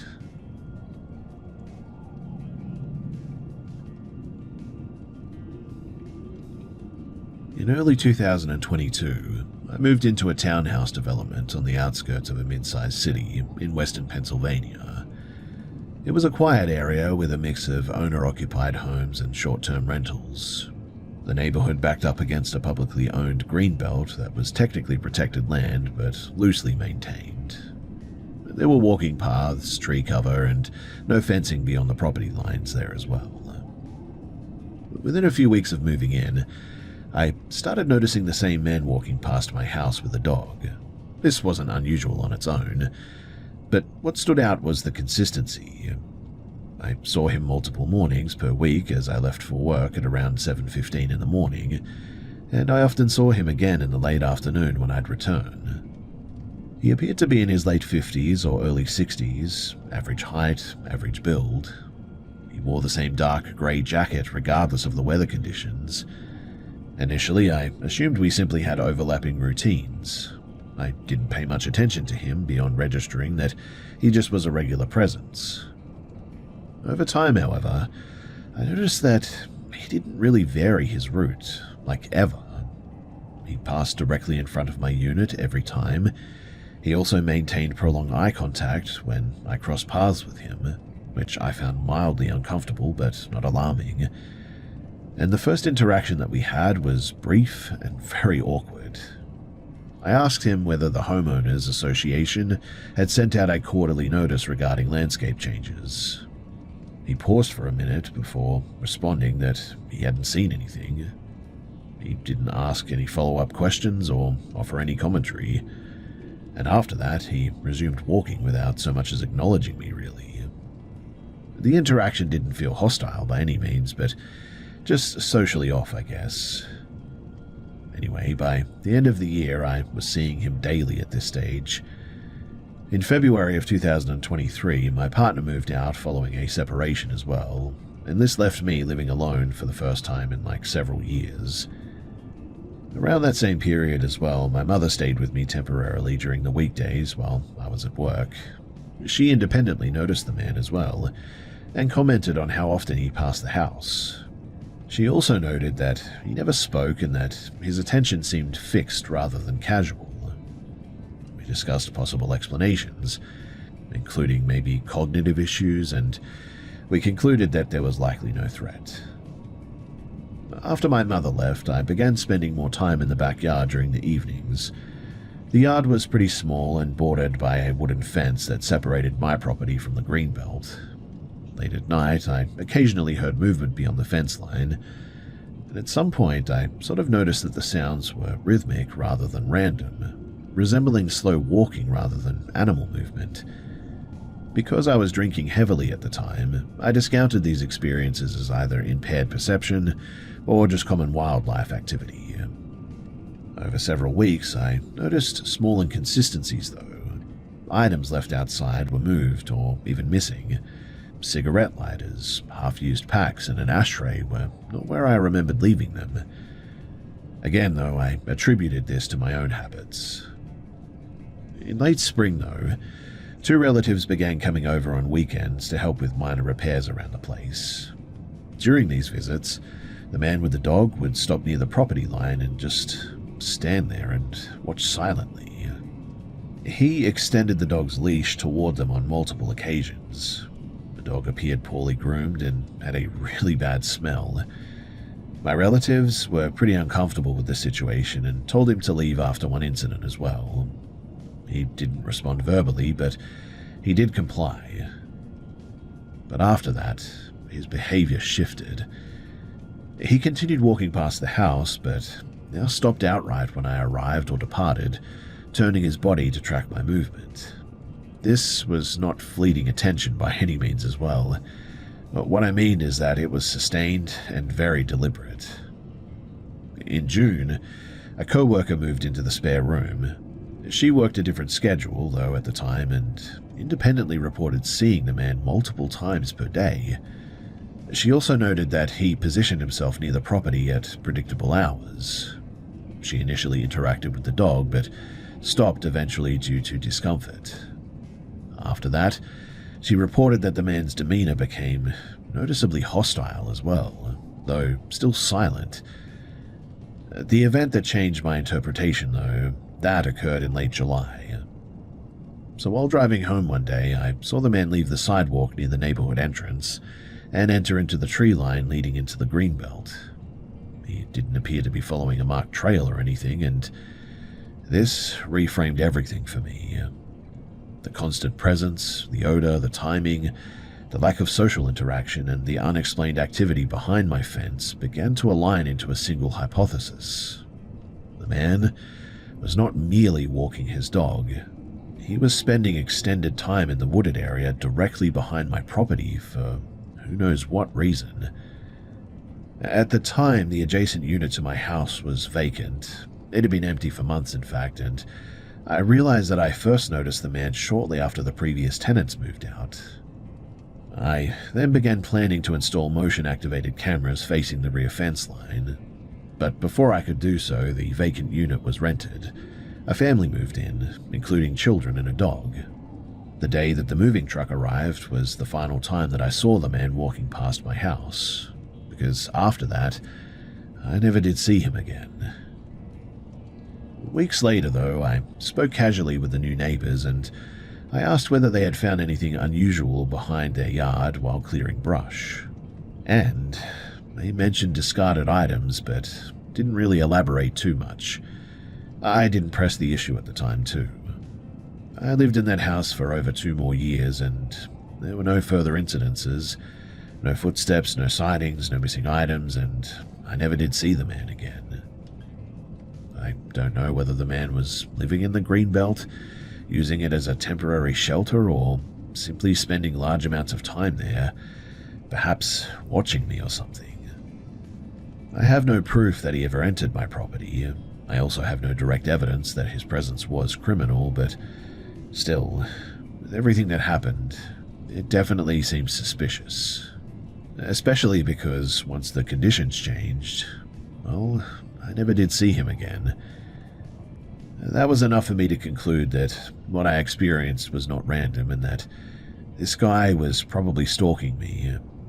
And so, after a little over 2 more years of living there, eventually I moved out.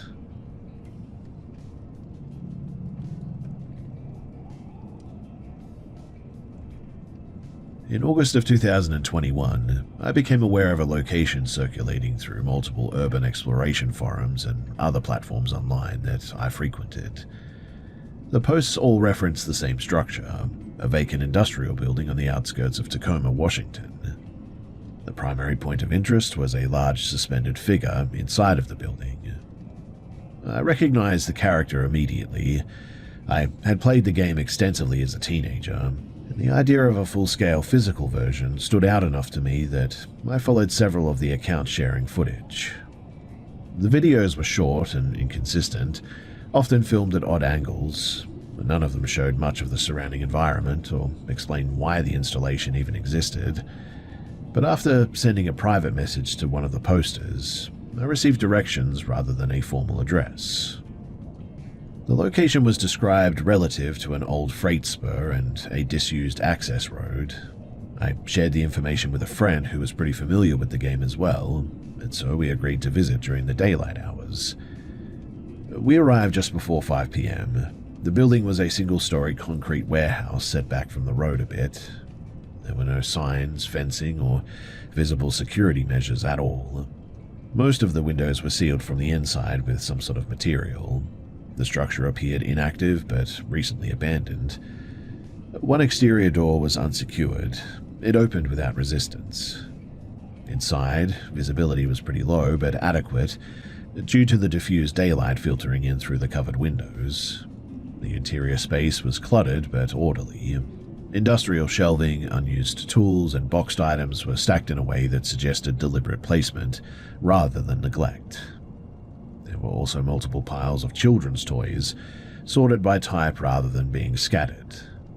Several feet from the entrance, though, centered in the main bay, was the suspended figure. It was larger than anticipated. The figure was roughly human height, in fact, and constructed with accurate proportions. It appeared to be fabricated from layered fabric and padding rather than foam or plastic or whatever, but it was attached to a wooden frame resembling a gallows, with a rope loop secured around its neck area. The structure was stable and professionally assembled, it seemed. As we moved closer, a strong odor became noticeable, though. It was localized rather than everywhere, and the smell was like something had died in there. It intensified rapidly as distance decreased, and that indicated a specific source rather than it just being all around us. So we followed our noses, and near the base of the wooden structure was an arrangement of objects placed deliberately on the floor. These included damaged toys, a religious image taped to a crate, and a framed photograph of an adult male. The individual in the photograph had a shaved head and eyebrows and appeared to be posing deliberately. Next to the photo was an old cassette tape with a music compilation label from what I would guess is the late 90s. The air in this area felt markedly cooler, though, than the rest of the warehouse. This was not consistent with the ventilation as well. Closer to inspection of the suspended figure, it revealed discoloration in several areas of the fabric. These stains were darker and irregular, and when we got near it, the odor became overwhelming. Remaining in place without covering our faces was not possible now, and written in permanent marker on the central vertical beam of the wooden structure was a full name. I won't be saying it here, but the handwriting appeared intentional and pretty recent as well. Well, we exited the building without any further exploration because we were too spooked to keep going. Later that evening, though, we searched the name online, and the results were pretty limited. There were some fragmented references across social media platforms, primarily short videos showing erratic behavior, but no formal records or contextual explanation that could make sense of anything. There was no missing person reports or news articles that clearly aligned with the name and the circumstances, too. In the days following, I monitored the same accounts that originally posted the footage of the location. Several videos were removed eventually, and another one was uploaded of the same warehouse, but with the figure in the middle now gone. Others stopped referencing the site entirely, and I never did return to that warehouse. Now, I don't know if there was something weird going on, or maybe if someone had sprayed something upon that figure, or I don't know. Maybe there was something in there, or maybe not. Or maybe I should say someone was in there, or maybe not. But the smell, it smelt like death, and I really don't like to think about that.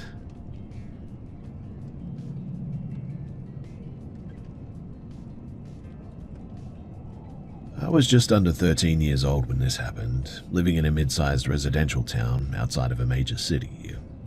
At the time, my household consisted of my parents, myself, and my two younger siblings. Up until that year, childcare responsibilities were handed exclusively by relatives or neighbors. That arrangement changed when my parents decided that I was old enough to stay home with my siblings for short periods, though. The situation I'm describing, it took place on the first evening that I was left in charge. So, my parents had planned to attend a movie followed by dinner with some friends. They explained in advance that they would likely return after midnight. This wasn't completely unusual for them too, but it was the first time that they had done so without arranging adult supervision. The evening itself was pretty unremarkable, to be honest. My siblings and I stayed in the living room, watched television with the lights off, something that we were not normally allowed to do, but hey, we were alone and we could basically do what we want. The house was quiet though, and we lived in a pretty quiet neighborhood as well. But around 10:45, I noticed a sound coming from the front yard. It was intermittent and light, and I couldn't quite tell what it was at first. I ignored it though for the most part, but several minutes later, there was a sudden impact against the front door.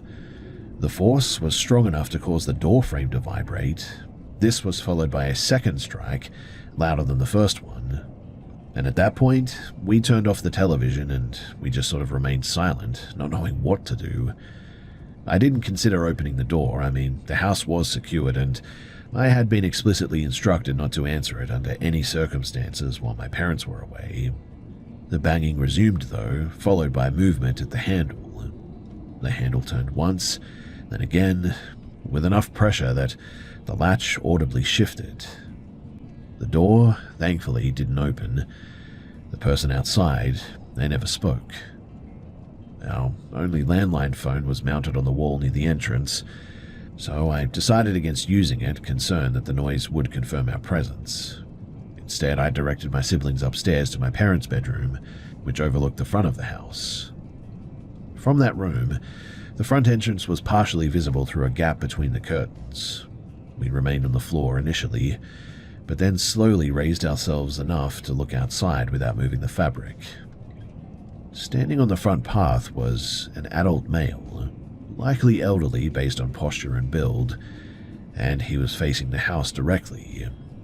He was holding a paper bag or something like that in one hand, and the other hand was raised, pointing toward the bag in a slow, repetitive motion.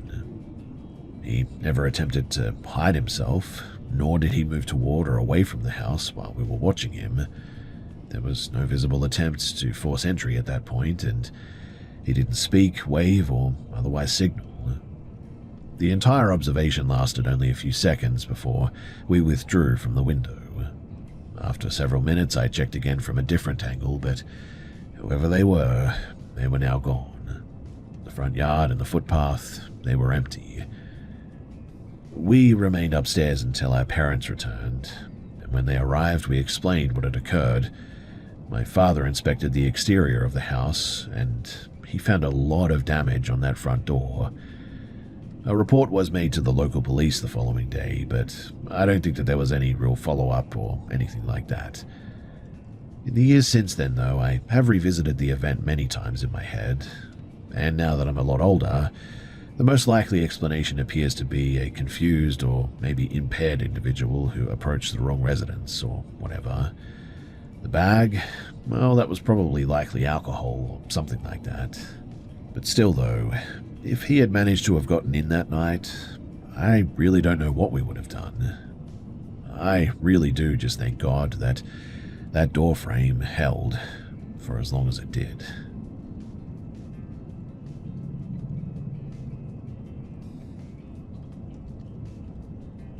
So I was in my second year of university, living as a student, alone in a subsidized apartment complex.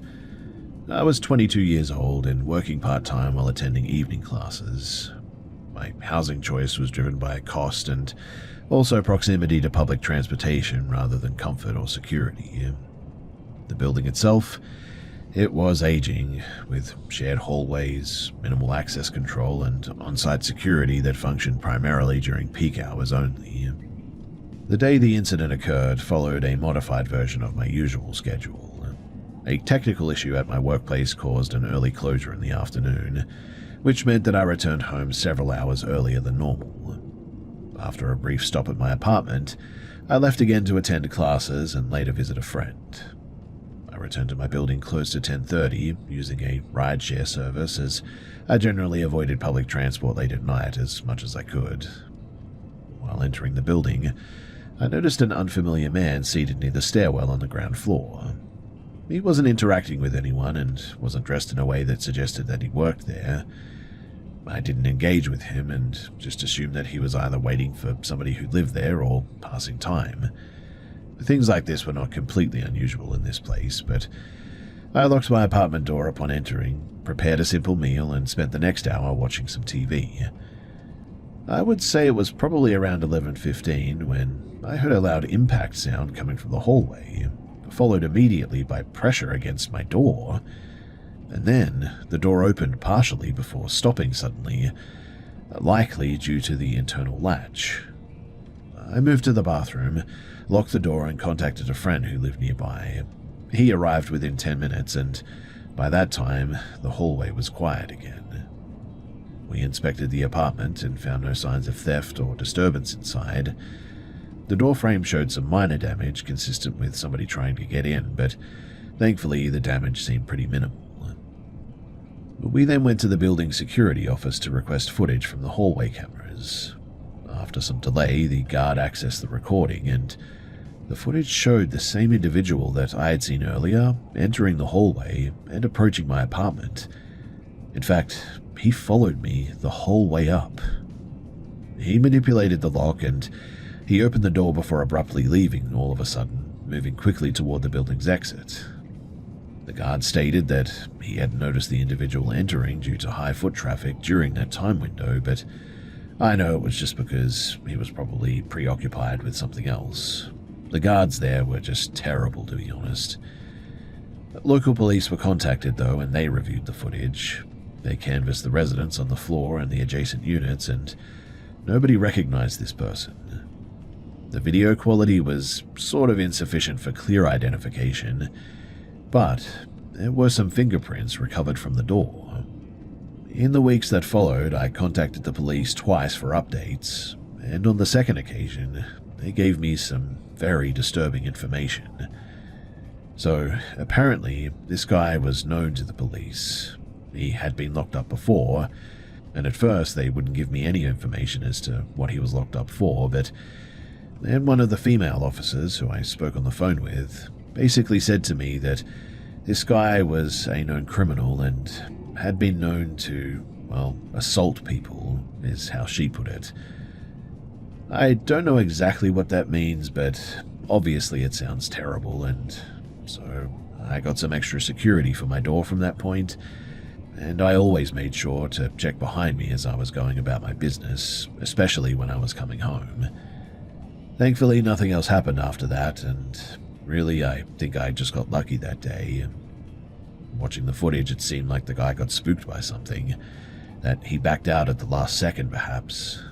Because honestly, that chain, well, he could have broken it very easily.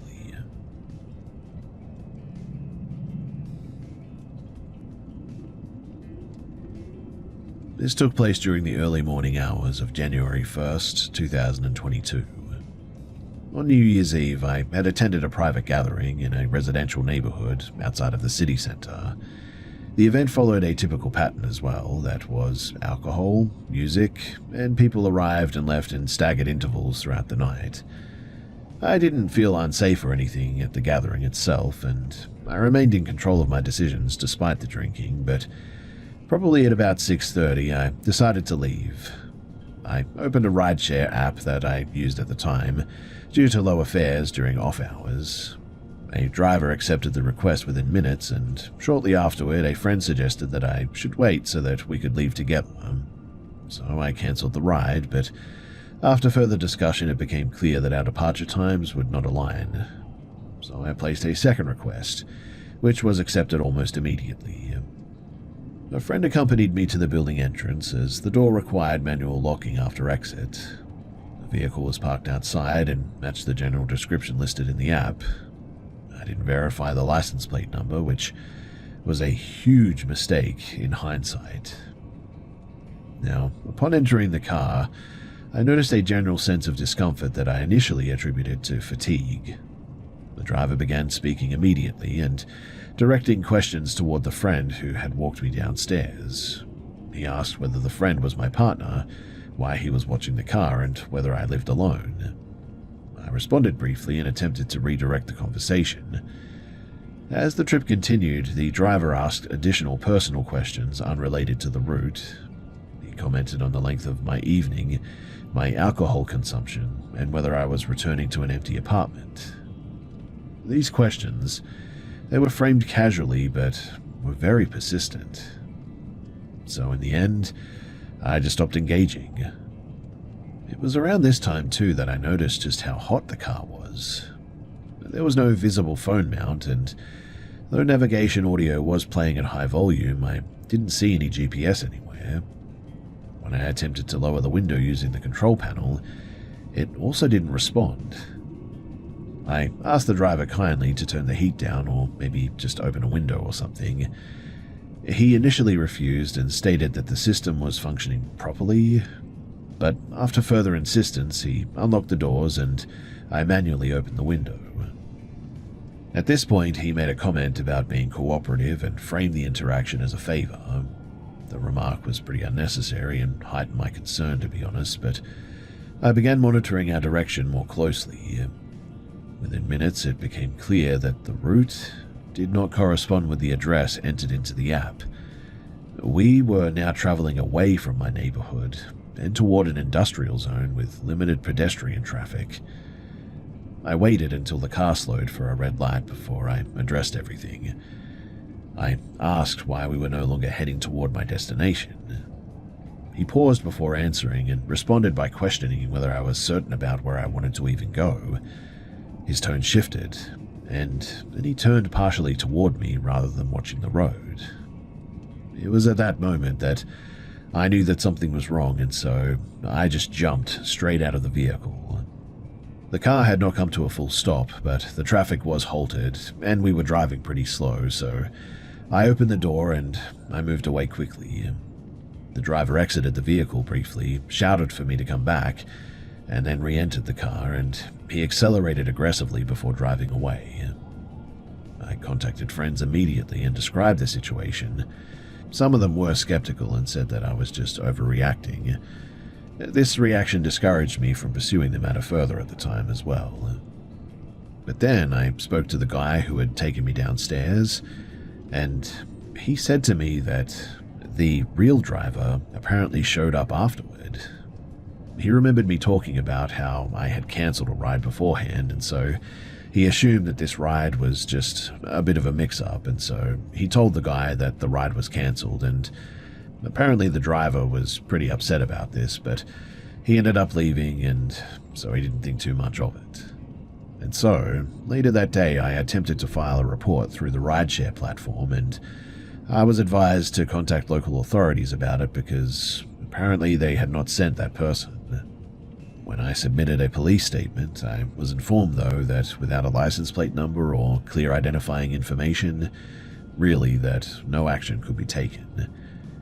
The platform declined responsibility pending police findings, and after that, no follow-up